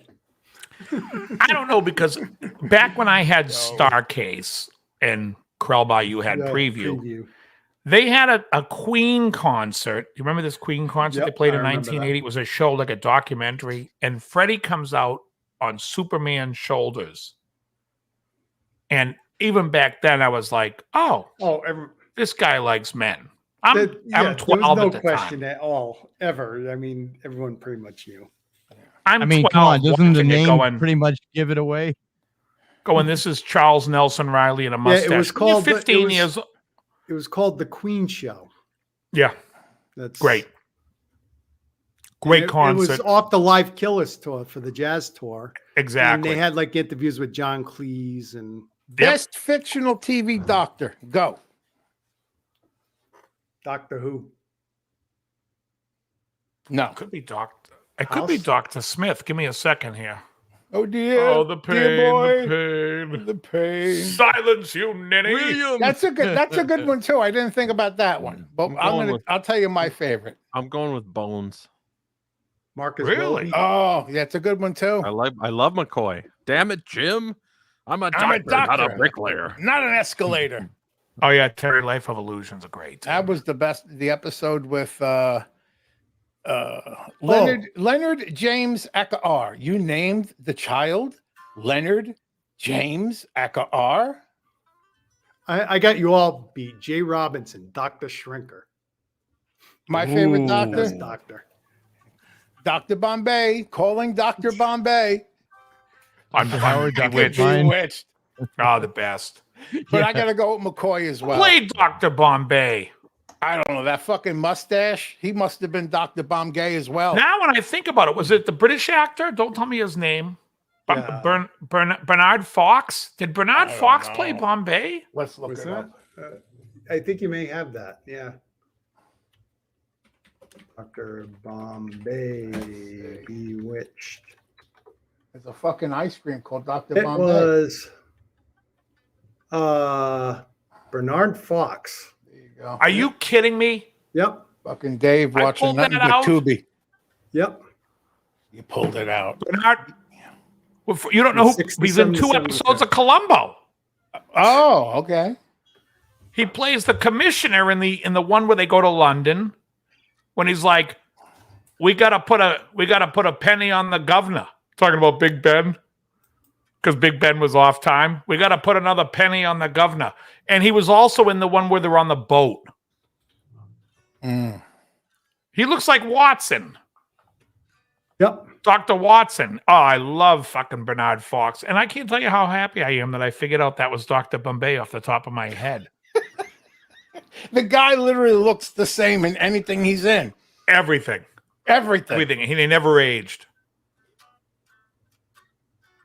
It's like special guest star Paul Lynn. You know it's Paul Lynn. No matter what he's wearing, it's Paul Lynn. He's great I as love him Uncle in Arthur. Bewitched. Uncle In Arthur. Bewitched. Sammy. Sammy. Oh, I loved him gold. on the Hollywood Squares. Oh, the best. Well, I just thought of another one. Dr. Nick Riviera on The Simpsons. Oh, I like the guy in the Family Guy better. Stop doing shtick. What was the? Didn't Don Felder? I think Don Felder plays guitar all over that Joe Walsh album. I like as well. Really? But seriously?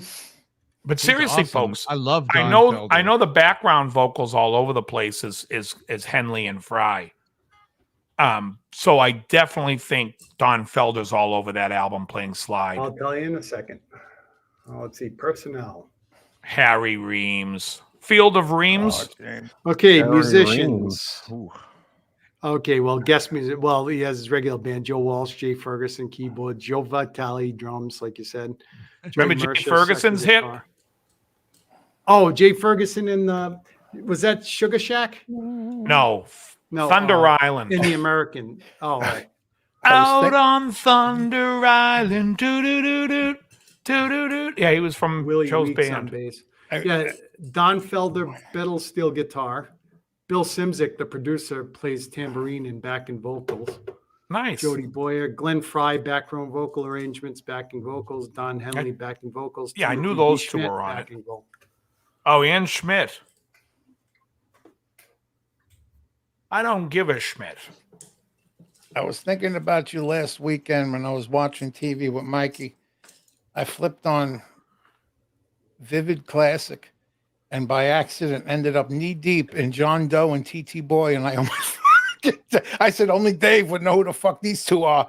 John Doe Oh, and TT John Doe Boy. and TT Boy. I said, Fucking no, classics. can't fucking do this. Get out. Classics. Fucking Tom Byron's next. Get away. Oh, Stickman and Throbbing. Oh my God. Oh, Is that like Vivid Home Entertainment classics? Is that what we're talking about yeah. here? Yeah. there's a Oh, Vivid Tom Classic. Byron came over to my house. He wanted me to do. I did a song for pre-production for a movie. Jack Baker. He was Styx on Happy Days. He was a Shakespearean trained actor turned porno star, and he brought Tom Byron over to my old apartment in Hollywood to do a song called Bow Wow Johnson on the Downstroke. True story. Well, figures there was some kind of Oh, stroke wow. going on. On the downstroke. Bow bang him? Wow Johnson on the downstroke. It was terrible. It sounds That's it. amazing. How does was. that work out? They're like, who should we hire for this porno? They're like, what about a Shakespearean actor? They really speak Yeah. from the chest. Oh, He that's was the what we only needed black there. guy on Happy Days. He got tons of fan mail. Oh, Sticks Downey? Styx, he was in Styx Fozzy's Virginia. band. He played drums. He played Sticks. I know. The black is the only black guy I know on the show. Yeah, Jack Baker. Jack Baker's his real name. Wasn't his character? Was it Sticks Downey? Was that the character's name? I didn't know he had. I didn't know he had a last Wow. name. Krellbar, you go. got to get on that. Yeah. This is again going from memory when I watched it, and I do recall they recorded That's pretty good. on Dave. this show. They performed the song "Youngblood" that Bad Company does on the Run with the Pack album. Blood. That one. You know what I like? Yeah, People named Sticks. You know He's that, only on 2 episodes. What's that band called? They used to be called Metal School. What are they Metal called now? Panther, Steel Panther. Steel Panther. Oh, You know, the drummer's days. stage name. You know the drummer's stage name is Sticks Zadinia. It just says Zadinia. Sticks. Yeah, It just Sticks says Sticks. But let me Zadinia. just see. they It's have so the greatest funny. fucking videos for anything. Wait, they just call Oh, him. I Sticks? recognize him. He was in Kentucky Fried Movie. He played the black guy with his wife before Big Jim Slade comes in. Havenu Shalom Yeah. Aleichem. It's one of the. They don't give you his last name It and whatever says- you're just looking says at. Sticks, but, Bullshit. I'm looking at Wiki, but Rel, if you're in the chat, put the answer in there because I know you know. well, You guys want to see my latest Costco purchase? Yes. Check this out here. We've got the toasted vanilla scented candles that I bought without prompting from any females in my household. Just want you guys to know. If one of the ingredients is just Oh, great. fragrance, throw it out the window. Oh, it's great. I don't know. One of the fragrances might be fragrance. How do they not have his Oh, fucking? great. I was looking at Wiki, but he's tough to find on IMDb. I look up Jack Baker. Oh, it said during the 80s, he shifted his talents to pornographic films. Who's He this? started using the name Jack Baker. Baker. He in died. 84, He died a long time ago. and it appeared in kidney Let Me Tell You failure. About White Chicks and other porn movies, including New Wave Hookers, The Devil and Miss Jones, A Yeah. New Beginning, He The was Devil and with Miss Tracy Jones Lords. 4, and The Life Story of Juke Bizzle. Oh, that might not be there. Oh, you didn't know that? That's who you're talking about, that black guy? Yeah. Oh, yeah. The guy he who was- played yeah, Baker. yeah. Okay, John Anthony Bailey. Maybe he's under that. Tom Byron came over wearing a little tennis shorts and a little tennis shirt. Looked like a little preppy. Whips out a joint and lights it up. It's so weird. And he still looked really young. Forget it, guys. I'm right. I just watched the scene on Happy Days. She says, which one of you is Sticks? He says, I'm Bill Downey Jr. They call me Sticks. Sticks Downey, bitch. Give it up for me. Damn. You need a job. You got- You're like Eddie Unfucking Trump. believable. You're a plethora of useless information. I haven't Right. seen that episode or watched that since 1970, whenever the fuck it was originally on. Probably like 76, 75. You got quite a few people in the chat, Juke, asking you to play some guitar. Oh, yeah? I take requests. Well, someone requests stop. No, I'm kidding. Who's Oh. Sailor? What's that? Who's Hey? No, You said Hey Sailor. Somebody told me I was gay, so I said, "Hey, sailor." Oh, Oh, snap. outstanding. Hey, Joe, do we have any lists tonight? But I gotta go. I gotta put We Michael should to get a bed list first. of the top. But 10 let me ask one best-selling question candles. before I go.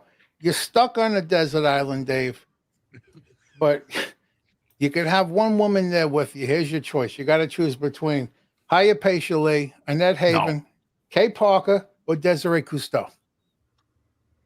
I'm taking Desiree Cousteau. I don't know who any of Can these I people take her know. in her prime? Yes. I know Annette Haven. Yeah, okay, yeah, Desiree Cousteau all day in their prime. Yeah, she was fucking gorgeous. Yeah. All right. Let me put the king to bed. I'll be right back. They're all 90. No, that's 80s, 70s. Yeah, Some of well, them how old are 80s, they? yeah.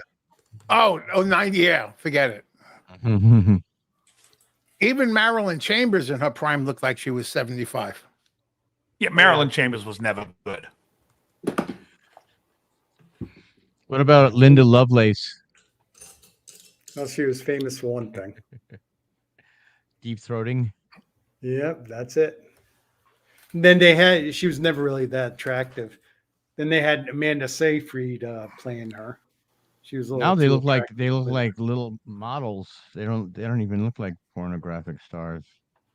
Yeah, they're all broken. Wait a minute. You're coming into my home and you're telling me it's video and not film?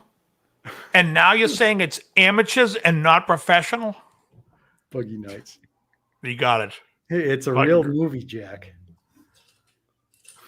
I love Boogie Nights. You know what's funny? So I'm watching. Movie. You guys ever see Celebrity True or False on YouTube? It's like the sports guy interviews. So they're interviewing, what's the guy's name? Juan Guzman. You guys know who Juan Guzman is? Sure. Juan Guzman. I love Juan. So they Guzman. say to him, they say, true or false, you were offered the role in Ghost, you passed it up, and now everyone just thinks you're in Ghost, but it wasn't you. And he's like, true and false. What's false is I was never offered the part in Ghost, but somebody else has the part, and he says the actor's name, and he goes, and everybody thinks I'm him. Yep. And I forget the actor's name. He died of AIDS. I do too. So I'm telling this girl in the gym, she works at the front counter. We're talking about movies. I said, you should really watch The Count of Monte Cristo. It's really good with Juan Guzman. So she looks up who he is, and she goes, that's the guy from Ghost. I'm like, it is not. Oh, wait a minute. Hold on. You're not talking about Juan Guzman. You're talking about Luis Guzman. Oh, Oh, yeah, Luis the Puerto Guzman. Rican guy. Yeah. I'm sorry. Yeah, he's who's Juan Guzman? hilarious. Too, yeah. I Yeah, don't know, but Luis. there's a boxer named Joan Guzman that I used Yeah, I to was know. gonna say there's a in baseball Las player Vegas. named Juan Guzman too. No, but, Luis it's funny, as Guzman. soon as I'm you sorry, started yeah. saying it, Yeah. I pictured Luis Guzman in my head. I still had the right guy. I just had the Right. wrong first name. All I Dave, gotta you say just is wear dropped what you 2 dig. points. He's in Boogie Nights. Wear what you dig. Yeah. Says I that like to Juan Derek. Guzman in Waiting. He's excellent in Have everything. you seen Waiting? Oh yeah, I've seen the outtakes Oh, where they punked everybody with him. I He He was was a act- Netflix Let's look up- special. Oh, you never called seen Puerto that? Ricans in He pulled Paris a or stunt on something. everybody, saying how he was a big actor and going off on people and telling them him and the director were in on it. And then afterwards, he's like, "I'm just fucking with everybody," and they were all like, "Oh, thank fucking God!" They thought he was, out of his mind. Like a prima donna. Yeah, it was great. That's I love funny. Guzman. He was like, Yeah, I'll he's tell you right hilarious. now, the Count of Monte Cristo is a great movie. How we started talking about that was somebody brought up a movie with an Australian actor that doesn't have Guy Pearce, and I said, "Oh, Guy Pearce is in the Count of Monte Cristo. He's awesome." They had no idea who Guy Pearce was, and I was like, "All right." I'm like, he's with Hugo Weaving and Terrence Stamp and Priscilla, Queen of the Desert, where they all play trans. I prefer Guy Fieri. Thank you very much. Guy Fieri offered me a smoker today. He says, I got some thing that said, "Oh, we're going to give away a free smoker." So I went to the website and they were like, "Yeah, just pay us $9.99 for shipping. We're going to send you this smoker." And I was like, I'm not going to do it. Mm. It seemed legit. You can't trust Guy Fieri. Involved in a scam. It was a video of him talking. What a guy. What a guy. Oh, yeah. Guy Pearce is great, Hugh. Memento's awesome. LA Confidential's awesome. I'll Be a Huckleberry. That's a little tombstone. Yeah. That's from Tombstone, yeah. I thought Tombstone was funny. What did Beetlejuice think? You think it's fucking funny. It's not fucking funny. Right? Thought it was funny. Guess Beetlejuice doesn't think it's funny. Beetle. All right, boys, I'm gonna bounce. I got some shit to do. It Very was good. a fun Something I night. said. It's good to Oh, see all the folks. Cold Roses Ravenous was good. Jay Bizzle, I'll talk to you tomorrow because I got to get you that guitar. You're the man. Figure that out. Anyways, Very good. I'm a Yeah, it's late, ding dong. Talk to you later. See you, Just Ben. hanging around. Just the All right. 3 of us. We can make it if we try, just the 3 of us. You and I. I used to know over and over. I can't think of how it goes, but it's like, no. You talking about the chord progression and that Yeah, beginning. yeah. It's like It's like It's like a sharp. is it in D? Dave, it's like the I don't know the.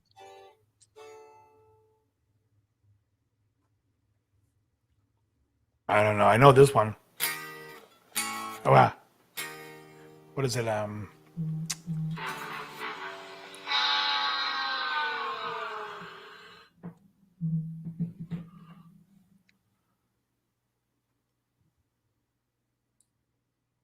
me get my amp here.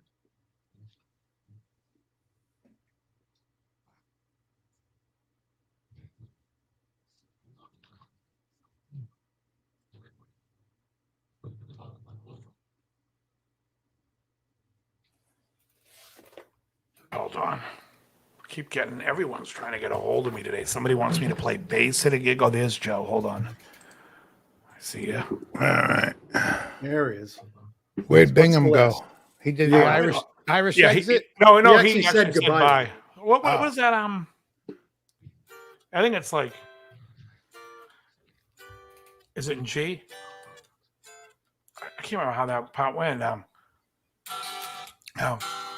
Over and over again. That's where my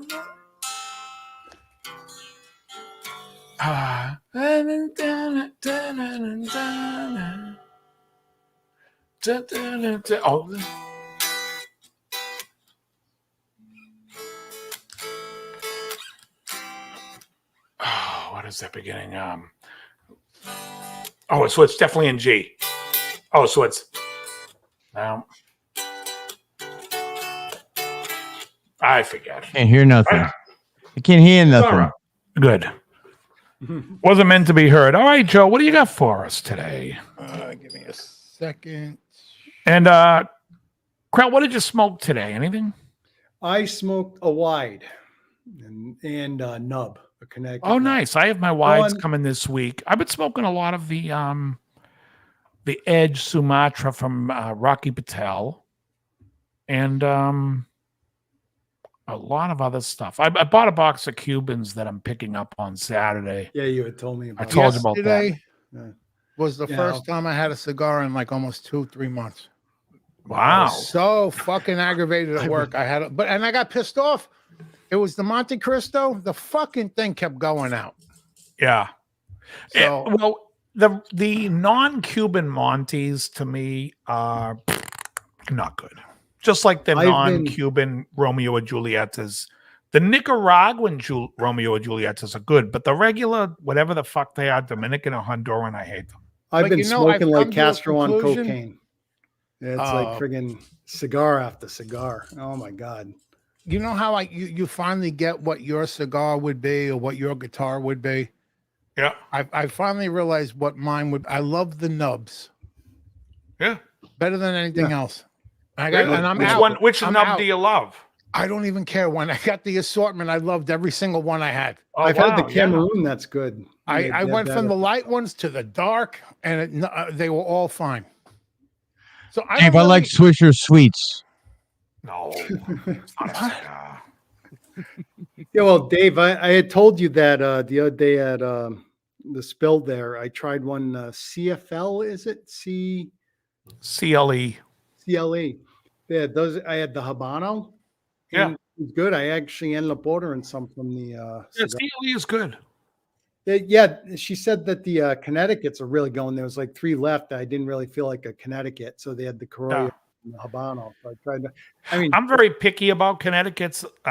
Charter Oak I like, and I like the Warhawk. Other than that, I got some Warhawks. Oh, JFR has a good Connecticut too, which is Aganorsa leaf. All right, Joe, what do we got for tonight? We have a folks. We usually do a list. Oh, MMA likes Nicaraguans. I do too. I like a Nicaraguan puros are good. Always good. I don't know what I'm going to smoke tonight. I didn't like. I'm looking for page 32 here. I think I'm going to smoke I don't know. I might smoke an Oliva V. Not a Melanio, just the V. Although I smoked a Melanio Maduro the other day, and I was like expecting to love it because I love the Melanio, and I thought it was going to be better than the Melanio, and it's not. To tell you what I smoked on Friday, I had to have to go back to my phone because I was texting you saying I was having these things as I was having them. It's loading. All right, it's loading, folks. Loading. Optimo. She was the color of.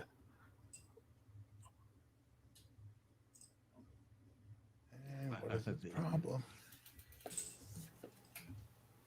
I think I do a lesson on Indian Summer. I definitely do a lesson on Over and Over, and I can't even remember how it goes. And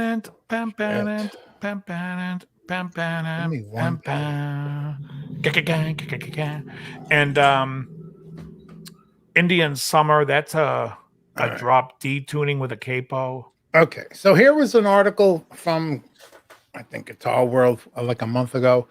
Best solos, riffs, and forgotten heroes. I believe it was focused on the 90s issue.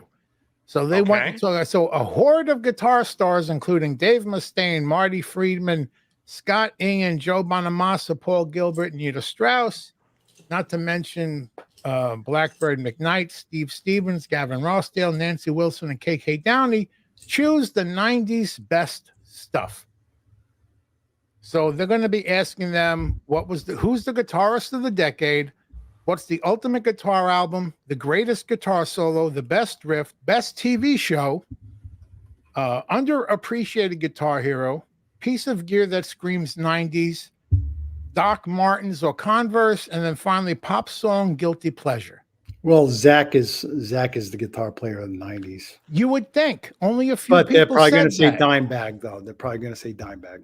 A lot of people say the same fucking thing over and over. So let's start with Dave Mustaine. Yep. He says the guitarist of the decade, Dimebag. Guitar album is Pantera, Cowboys from Hell. Solo is Marty Friedman's Tornado of Souls. Oh, that's one of my favorite. So many people on this list picked this riff, and it's going to make Dave crazy because it made me crazy. The best riff of the 90s, Kurt Cobain, Smells Like Teen Spirit. Is it a riff? It's Godzilla. It's Godzilla. Yeah, that's what fucking pissed me off. Underappreciated hero, Yngwie J. Malmsteen. Gear, Marshall JCM 800. He chose Converse, and he has no guilty pleasures. No guilt. Yeah, I'm with him. No guilt. Mm-hmm. We have Marty Friedman. Do you want to hear what he picks? Yeah. Guitarist of the decade. All the guys who were great then are even better now, so it would do them a disservice to regulate them to one decade in the past. How's that for an evasive answer? Right. We asked you one question then. One fucking question. All things to all people. Yeah. Guitar album of the decade is Trouble's Manic Frustration. He says the best solo is Jason Becker on David Lee Roth's It's Showtime. No. I mean, like, It's Showtime is a great solo, but I mean, like, to say it's the best of the decade. The best riff of the decade is It Ain't Like That by Alice in Chains, or anything played by anyone on the Clash or the Titans tour. His favorite TV show in the 90s is The Wonder Years. I like this answer. I actually liked. Underappreciated hero. He said, I sat in at this blues bar in Texas, and every single guitar player there wiped the floor with me. There are seriously great players everywhere. It's probably safe to say that whoever your favorite guitar player is, he or she is underappreciated. He chose Doc Martens because the heels are higher, and his guilty pleasure is anything by Britney Spears. Shout out Fort Worth, Texas. You want to hear? The thing is the style of music down there. I can understand why Marty Friedman's out of place. First of all, best riff of the 90s, I think, is Painted Smiling Face by Corrosion of Conformity. How does it go? I have to think about that one. Everyone go listen to Corrosion of Conformity, Painted Smiling Faces, and tell me that riff isn't a monster. It's Sabbathy It's fast. It's thrash. It's fucking great. Do we want to hear what Joe Bonamassa has to say? Oh God, Hold on. Let me just think. What's the it's best gonna be all solo of the friggin' blues. 90s? It's all gonna be these blues guys we've never heard of. All right, let's hear Joe. Let's hear Joe Bag of Donuts. He says the guitarist of the decade is Kurt Cobain because suddenly everything from rack gear, super strats, and shredding became less important in the eyes of the public, mostly to do with the significance and impact of Nirvana. So Agreed. Why does that make him best guitarist though? No, Well, I don't know. Well, guitarist of the decade. Guitarist of the decade. Okay. Guitar album is Eric Johnson's Ave and Musicum. Great songs, impeccable playing tones, construction, and a couple of radio hits to boot. It has it all. He said the best solo. Vocals. What? Just kidding. Best vocals. No, just kidding. The best solo of the decade is Robin Ford on "Cut Me to the Bone" from the Blue Line. Blazing. I and don't so know the tasteful. solo, but Robin Ford's great. Okay. At the same time, that album made everyone want a Dumble. The best riff is "The Distance" by Cake. Oh, Great song. That's a good riff. I like that one. Yeah, Zan McCurdy had a great tone. It was very raw and captured what a good Sears and Roebuck amp could sound like in the right hands. TV show Happiness is a 12-hour Law and Order marathon.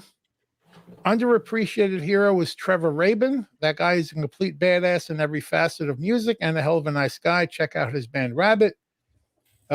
Gear that screams 90s. Oh, fucking thing had to go small screen. Whammy again. pedal. Give me a second because I'm fucking old and blind. Boss DD3 delay, 16-bit digital is all I need. That and a Self-Tech MiG 50. $350 for the pair back in the day, and I'm still using them. His guilty pleasure is a great fucking song, an album.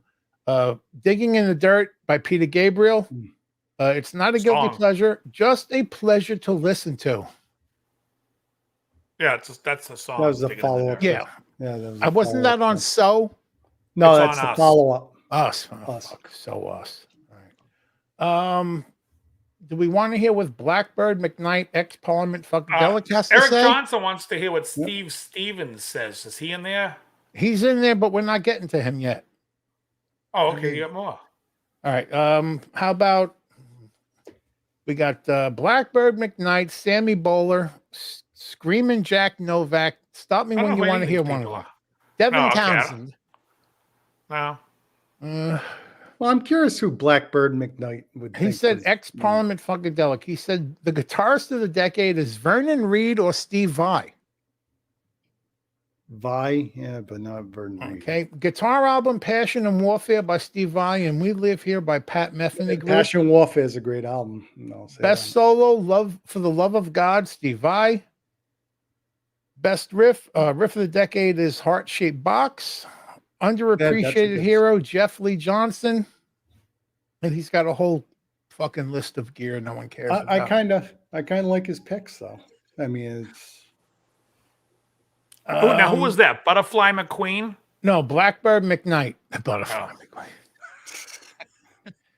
All right. Devin Townsend said the guitarist of the decade is Olds James Plotkin. Guitar album is Olds Formula. Solo is Smells Like Teen Spirit. Is there a solo on that? yeah, there is. It Yeah, follows the melody. It's just doing the vocal Does the line. melody, yeah. Oh, that's right. Okay, the TV show, not a bad pick. Mystery Science Theater 3000 was pretty Oh, big. great. Yeah. Underappreciated hero, Smashing Pumpkins, Billy Corgan. 90s gear, Roland GP100. Here's someone that makes some fucking sense. Sammy Bowler, guitarist of the decade, Dimebag Darrell. Guitar album, Rust in Peace. Yeah. The solo, Zach Wilde, Ozzy's No More Tears. Riff of the 90s is Vaseline by Stone Temple Pilots.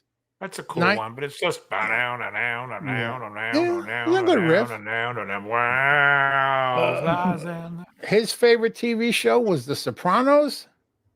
And underappreciated hero is Dean DeLeo.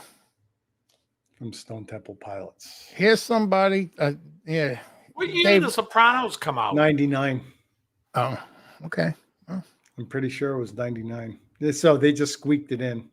Yeah, I wouldn't call it a 90s show then. Let's see. This guy, Screaming Jack Novak, in parentheses, it says fastest land animal.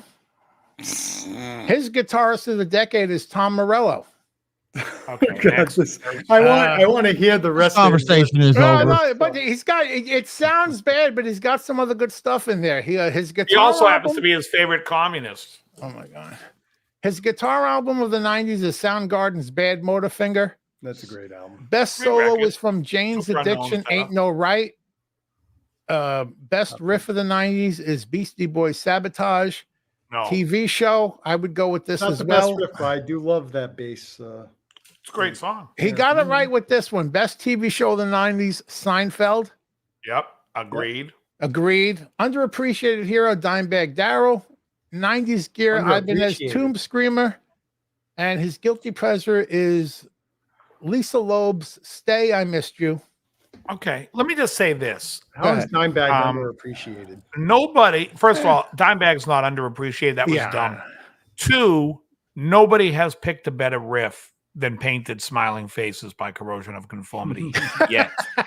Okay. No, I'm listening. I got an open mind. I'm like, let me hear the song. Sabotage, great song. Better riff than Painted Smiling Faces? No. Do we want to listen to what Miles Kennedy has to say? No. Sure. No. Okay. How Why not? about we got Mark Tremonti, No. Steve Stevens. Yes. well, someone's Okay. waiting for him. Guitarist of the decade is Jerry Cantrell. Guitar for you, album of the Ben. 90s is I don't know if I'm saying it right. Aegis Byrie. It's Sigur Rós, that foreign group. Cigaros. Sigur Rós, yeah. Okay. Solo, No More Tears, Zach Wilde. Riff of the 90s is Bulls on Parade, Rage Against the Machine. No. His TV show, once again, Seinfeld. Underappreciated hero is Dean DeLeo. 90s gear, Digitech Whammy. And his guilty pleasure is Teardrop by, does it say? It don't, a Massive Attack. I like Massive Attack. I like the digital I whammy. knew someone Probably was the going to greatest mention the effects whammy that's pedal. been invented Do we in the want to last listen 30 to years. Nancy Wilson from Heart? Yes. Okay. Yes. Guitarist of the decade is Prince. You said yes. Guitar Well, it's album. good for a laugh. It's good I for know. a laugh. Guitar album of the 90s is Nevermind by Nirvana. Best solo is the 90s from the 90s is Tom Morello with Bruce Springsteen, The Ghost of Tom Joad. God. The best riff from the 90s, she has Enter Sandman, Metallica. Her favorite TV show is The Larry Sanders Show. That was a great show. Great Can't say show. that- a great fucking show. Gary Sandling. Yes, Gary Gary Shandling, Shandling. yeah. Amazing. Shandling. Underappreciated hero is Dave Grohl. I don't know if he's underappreciated. He's kind of her favorite gear from the 90s is an old Fender Deluxe amp with a distortion pedal. And her guilty pleasure is Waterfalls by TLC. All right, then we got some dude Rap named part. Scott Lucas In the from middle. Local H. Do we care? No. Simon McBride from Deep Purple. Nope. Scott Ian, obviously, Anthrax. Yes. Of course. Guitarist of the decade is Dimebag Darrell. I saw Guitar that. album, Vulgar Display of Power. Let me turn the Let's page. do that. Solo, Floods by Pantera. Dime was insane there. Favorite riff is Walk by Pantera. Wow, he's goozing all over. Pantera. That's Scott. He's his TV show. He didn't go with one. He picked Seinfeld, Larry Sanders, missed the show with Bob and David and Twin That's a Peaks. And he great said, can't pick And if- one. And if Dimebag Mr. had a Show was show, great. it'd be his favorite. Underappreciated hero. He said Paige Hamilton of Helmet. Great. Um, I love Unsung by Helmet. That's a Yep. great song. And a better riff than 90% of what they've been saying was the best riff. Unsung is awesome. his Not as good as 90s Painted gear. Smiling Face. It's not walk. His Interesting. pick for 90s gear were again Digitech Whammy. When asked if he prefers Docs or Converse, he said Vans. And his guilty pleasure is Wonderwall by Oasis, and there's nothing guilty about it. All right, let's see if we got anyone else. Ava Walker, I don't know. Mick Swada, ex Bullet Boys. No. Neely Brosh, Bobby Colbell, ex Death. Bobby No. Caldwell? Yeah. No. Philip Schuse from Sept in the Ace Frehley Band. I don't know that guy. Bobby Yeah, let's Keller. do the guy in the Ace Frehley band. Really? Okay. Well, I know Ace ain't gonna be anywhere in that list. Is that the bass player? Well, Philip really Schultz? not 90s. I don't know, but I'm just curious what he thinks is good if he's playing with Ace. Who we got? He's gonna say Kiko shit. Laredo from Megadeth. Yeah, Great Kiko's player. good. He says Guitars of the Decade is Zach Wild. Guitar album Extremis by Joe Satriani. Solo is Get the Funk Out by Nuno Betancourt. Great Best solo. riff is Symphony of Destruction. Mm. His favorite Not the TV best riff on shows. that album. Yeah. His favorite TV shows were Beavis and Butthead and Late Night with David Letterman. Underappreciated hero was Sean Lane. He's Sean always Lane was great. He underappreciated. was really good. Marshall gear is Marshall JMP1 preamp. And his favorite guilty pleasure is Angels by Robbie Williams. British guy. Lexi Lynn Big Fraser. star in England. I don't know. Anna Popovic, she's blues. KK No. Downing. Yes. All right. KK Downing, Guitarist of the Decade. Dimebag By the way, Darrell. let me just say this.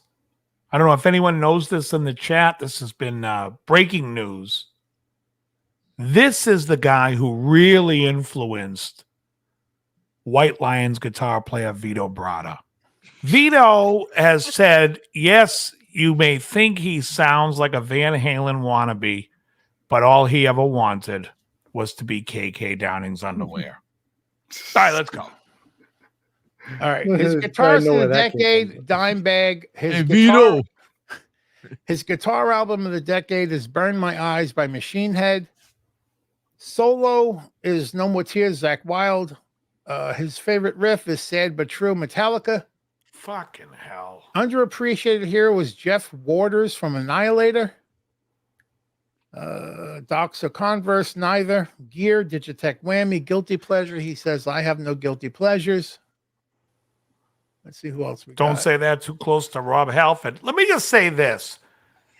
They read this, the guys in Priest. They read what his favorites were, and they're like, yeah, you're done. Get out. Get out. Let's see. We got Isaiah Mitchell, Black Crowes, Earthless, Damon Fowler, Jackie Venson, Steve What's Conti. the best solo of the 90s? That's For me, I'm gonna go a little crazy, folks. I'm gonna say the best solo, because I've been thinking about this, is Skin of My Teeth, Megadeth. That's a good one. I would That's say my favorite solo of the decade. Favorite riff of the decade, again, is Corrosion of Conformity, Painted Smiling Face. And I want to say underrated guitar player of the decade. Who's underrated? I I'll tell would you who's say underrated. You know who Krell, this guy here picked as the riff. It's Love, King's X, Ty Tabor. He's underrated. I'm going to He's say my very underrated underrated. for the 90s is Mark Ribot. I know the name, but I can't place where he's from. He played with Tom Waits in the 90s. Oh, He's okay. he's my underrated guy. All right. It's getting. All right, go ahead. What else you got? I'll read out names. You say yay and nay. I got Eddie 9-Volt, No. Richie Faulkner, Judas Priest. That's the Judas Priest guitar player now. Let me tell you something about Eddie 9-Volt. The whole family of his, Stevie 9-Volt. Eric Johnson can Little close his double A. eyes and tell you which 9-Volt is speaking. This is my brother, Double A. All right. We got Richie Kotzen. Double A would Yeah, only be yeah, let's hear what 1.5 Richie- volts. Yeah, Richie. right. Richie Kotzen says Estranged is awesome. Eric Johnson is awesome. Richie Kotzen said the Guitarist of the decade Slash really had it all. He lost it. Oh, he's trying to piggyback on somebody's tour. Go on. Okay.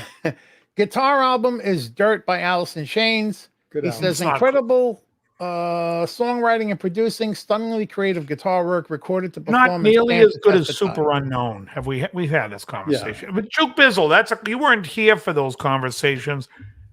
Alice in Chains, Dirt, or Soundgarden, Super Unknown? I'm gonna have to go with Super Unknown. Yeah, of course you are. 'Cause it's I'm a just better gonna album. like. I'm just gonna like them equally. I like them both. I think they're different albums totally. Are you sure they're different albums? They're not the same album? No, you know what I mean. The style, No. because Soundgarden kind of went on this sludge stuff a little more and made something a little more accessible. Where I don't think the music's really comparable. You don't think Wood went out of there? Hey, Mikey. He I think says, Wood. Mikey, he better be in bed. No, Mikey Ignite. I don't know how to say his name. Who the fuck keeps messaging me? Solo of the 90s, for the love of God. He says the riff of the 90s is Man in the Box by Alice in Chains. It's a better one for them. His TV show of the 90s, pretty good pick. X-Files had a couple of good seasons. He picks himself as underappreciated hero of the 90s. Now, who is this again? Richie Kotzen. Richie Kotzen. I like him you know already. what? God. Hey, He's right. Yeah, he's absolutely right. And he gives a good argument. He goes, Richie Kotzen, I'm saying this as a bit of a joke, but the reality is after I lost my recording contract with Geffen in 1995, the remaining years were a bit rough for me. Thankfully, in 99, things began to turn around when I joined Virtu with Stanley Clark and Lenny White. His gear of the 90s is a Marshall model 1959 100-watt head. And let's see who else we got. We got Joe Hoekstra, White Snake. He's the journeyman. He plays with Hold White on a Snake, second. plays with Night Ranger. Eric Johnson says Metallica Black Album for guitar album of the decade. No. I'll just say this. From Rust in Peace to Cryptic Writings, pick an album. That's better than Black Album. And that doesn't even include, you guys don't know the album. Now, Joe does because I made Joe listen to it once. Blind by Corrosion of Conformity. I mean, It's it's a great all album. I've heard that. Yeah. It's a friggin' great album. 24/7 Spies, Strength in I Numbers. was just going to mention Great that. album. It's like, Soundgarden, Super Unknown. Guys, listen to that album all the way through. You're going to have a hard time saying Cover to Dirt's cover. a better album. Dirt has 4 good songs. The rest of it is called filler. Filler. Fluff. It's filler. It's just not a great record. Hate to Feel's a great song. Them Bones is a great song. you know what? The No mentions Rooster I of can't Paul even Gilbert. stand. I love Rooster. You know what? My favorite song by them. Is the Yeah, Rooster? Yep. You know what's Oh, a great solo? Deftones is 2000 though with White Pony. It would only be the first Deftone albums. You know what a great solo is Brother Love a Little Boy by Mr. Big in 91. That fucking Gilbert solo is just fucking Any fucking insane. solo by Paul Yeah, Gilbert. Gilbert's Oh yeah, awesome. but He's this an one's especially- underappreciated hero of the It was 90s. great in Yeah. Racer X. Yeah. We got I saw George Racer X, the Lynch. Troubadour. They were awesome. Yeah, I Let's want see to know what what George George Lynch has to say. Guitarist of the decade is Not Eric bad. Johnson. No. Guitar album is Pantera Vocal Display of Power. He said the solo of the 90s is Eric Johnson's Cliff of Dover. Mhm. That's His good. riff of the 90s is Rage Against the Machine, Killing in the Name. Why do people always have to mention fucking Rage Against the Machine? I don't mind if you mention Rage, if you Yeah, mention that's- anything on the first As album. far as that. When you start doing Bulls on Parade and all the other songs, which are just songs they already wrote for the first album and just put different Leftovers. lyrics to it, I'm done. Well, I meant to say more like Tom Morello. His TV show is Twin Peaks, Digitech Whammy. He said Doc Martens are better for writing. And his guilty pleasure is Backstreet Boys' Larger Than Life. Okay, he loses his band card. Let's see, Gavin. Why is that a guilty pleasure? Like, I guess because they're metal guys. I don't know. yeah, but that's not what's guilty about that. Is that an unmetal moment? I'll tell you right now, I listen to Barbara Streisand and Barry Gibb unapologetically. You can all fuck off. I'm not guilty about it. There's great songs there. Yeah, but when they're listening, You know what I'm guilty about listening to is fucking some metal shit. The fucking first 2 Rad albums. That I'm That's all embarrassed Bingham. that I listen Listen, to. you don't understand. I'm While killing they're Bingham. listening, they got a box of tissues and hand lotion, Dave. They feel Right. guilty after. Okay. I don't know these people. I don't know these people. I don't know this one. See if I see anyone else I know. Paul Gilbert. Let's listen to what Paul Gilbert has to say. I want to hear what he. His I don't think he's guitars- going to say It's going to Dimebag. be a Japanese band, probably. No, his guitars for the decade is Eric Johnson. His guitar album is Via Musicum, also Eric Johnson. His favorite solo is Desert Rose by Eric Johnson. He said the riff of the 90s is I Want to Go Where the People Go by the Wild Hearts. Great song. Favorite TV show, Seinfeld. And underappreciated hero, Ty Tabor. Yeah, there you go. right. He gets my vote. And he said his gear of the 90s is an Ibanez PGM 300. What's that? That's his Guitar. signature guitar. Oh, okay. Prick. We got PGM Paul Gilbert model. Yeah. who we got? Nita Strauss, Kenny Wayne Shepherd.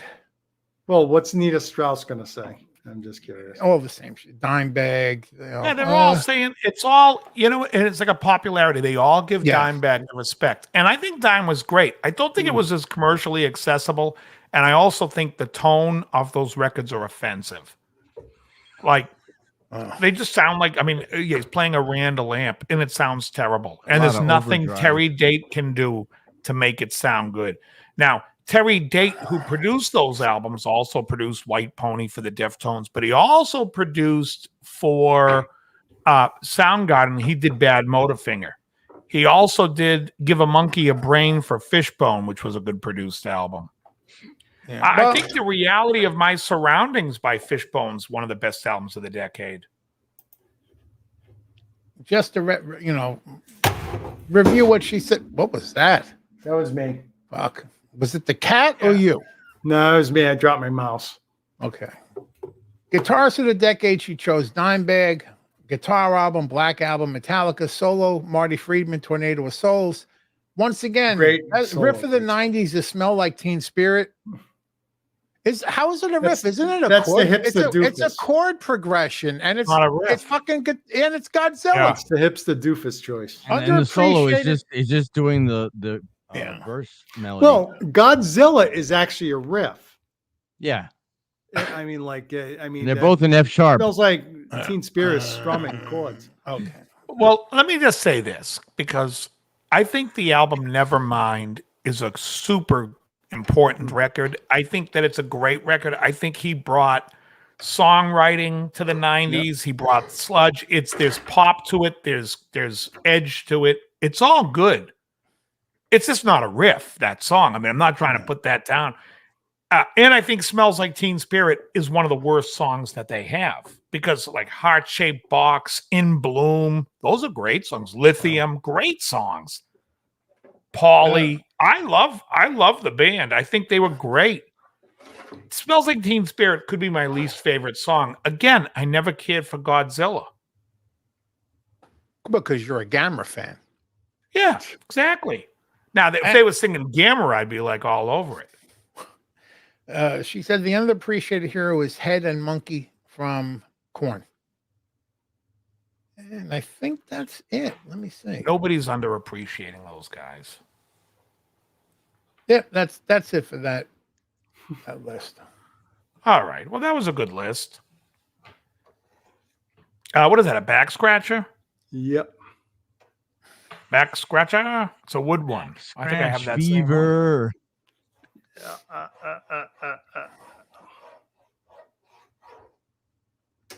Yeah. 1041. I'm done. Lithium is great. There's a lot of great songs by that band. Like I said, Heart Shaped Box, Lithium, In Bloom. So much great stuff. Are they as good as Soundgarden? Not on their best day. Soundgarden's Bad Motive.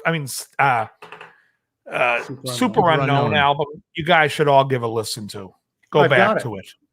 Well, listen to it. I didn't say to own it. I said listen to it. I'll listen to it tomorrow when I smoke a cigar. It's a great.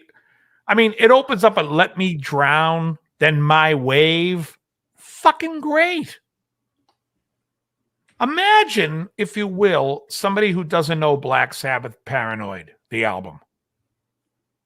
It's on that level.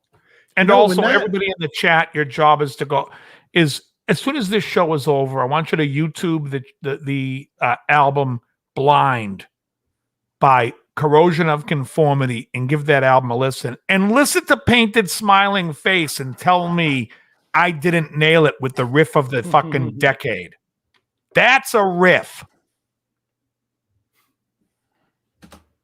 Juke Bizzle, do I have your attention, sir? What are you doing? Yes. You Googling? Writing Meshuggah kills it. Meshuggah had some killer riffs. What are you, Meshuggah? All right, everybody, I want to Okay.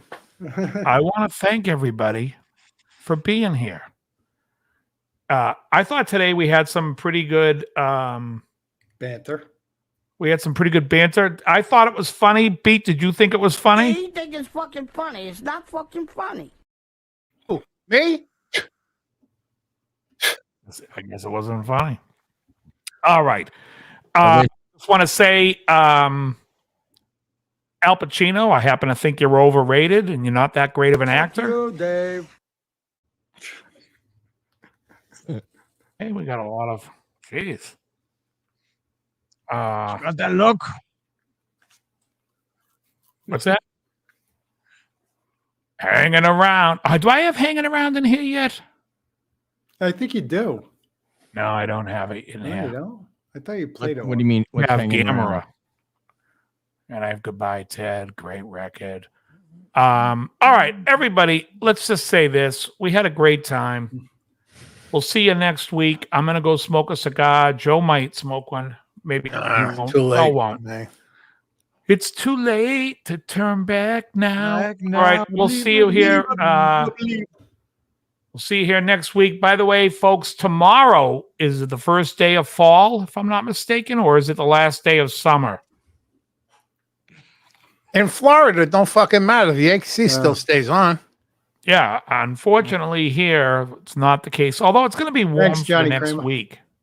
Johnny Kramer, thanks for hanging out with us. And folks, as soon as we go off, I'll be discussing on my other channel the Delphi case. I'm kidding. I could care less. They'll figure it out. All right, everyone. Very good. Later.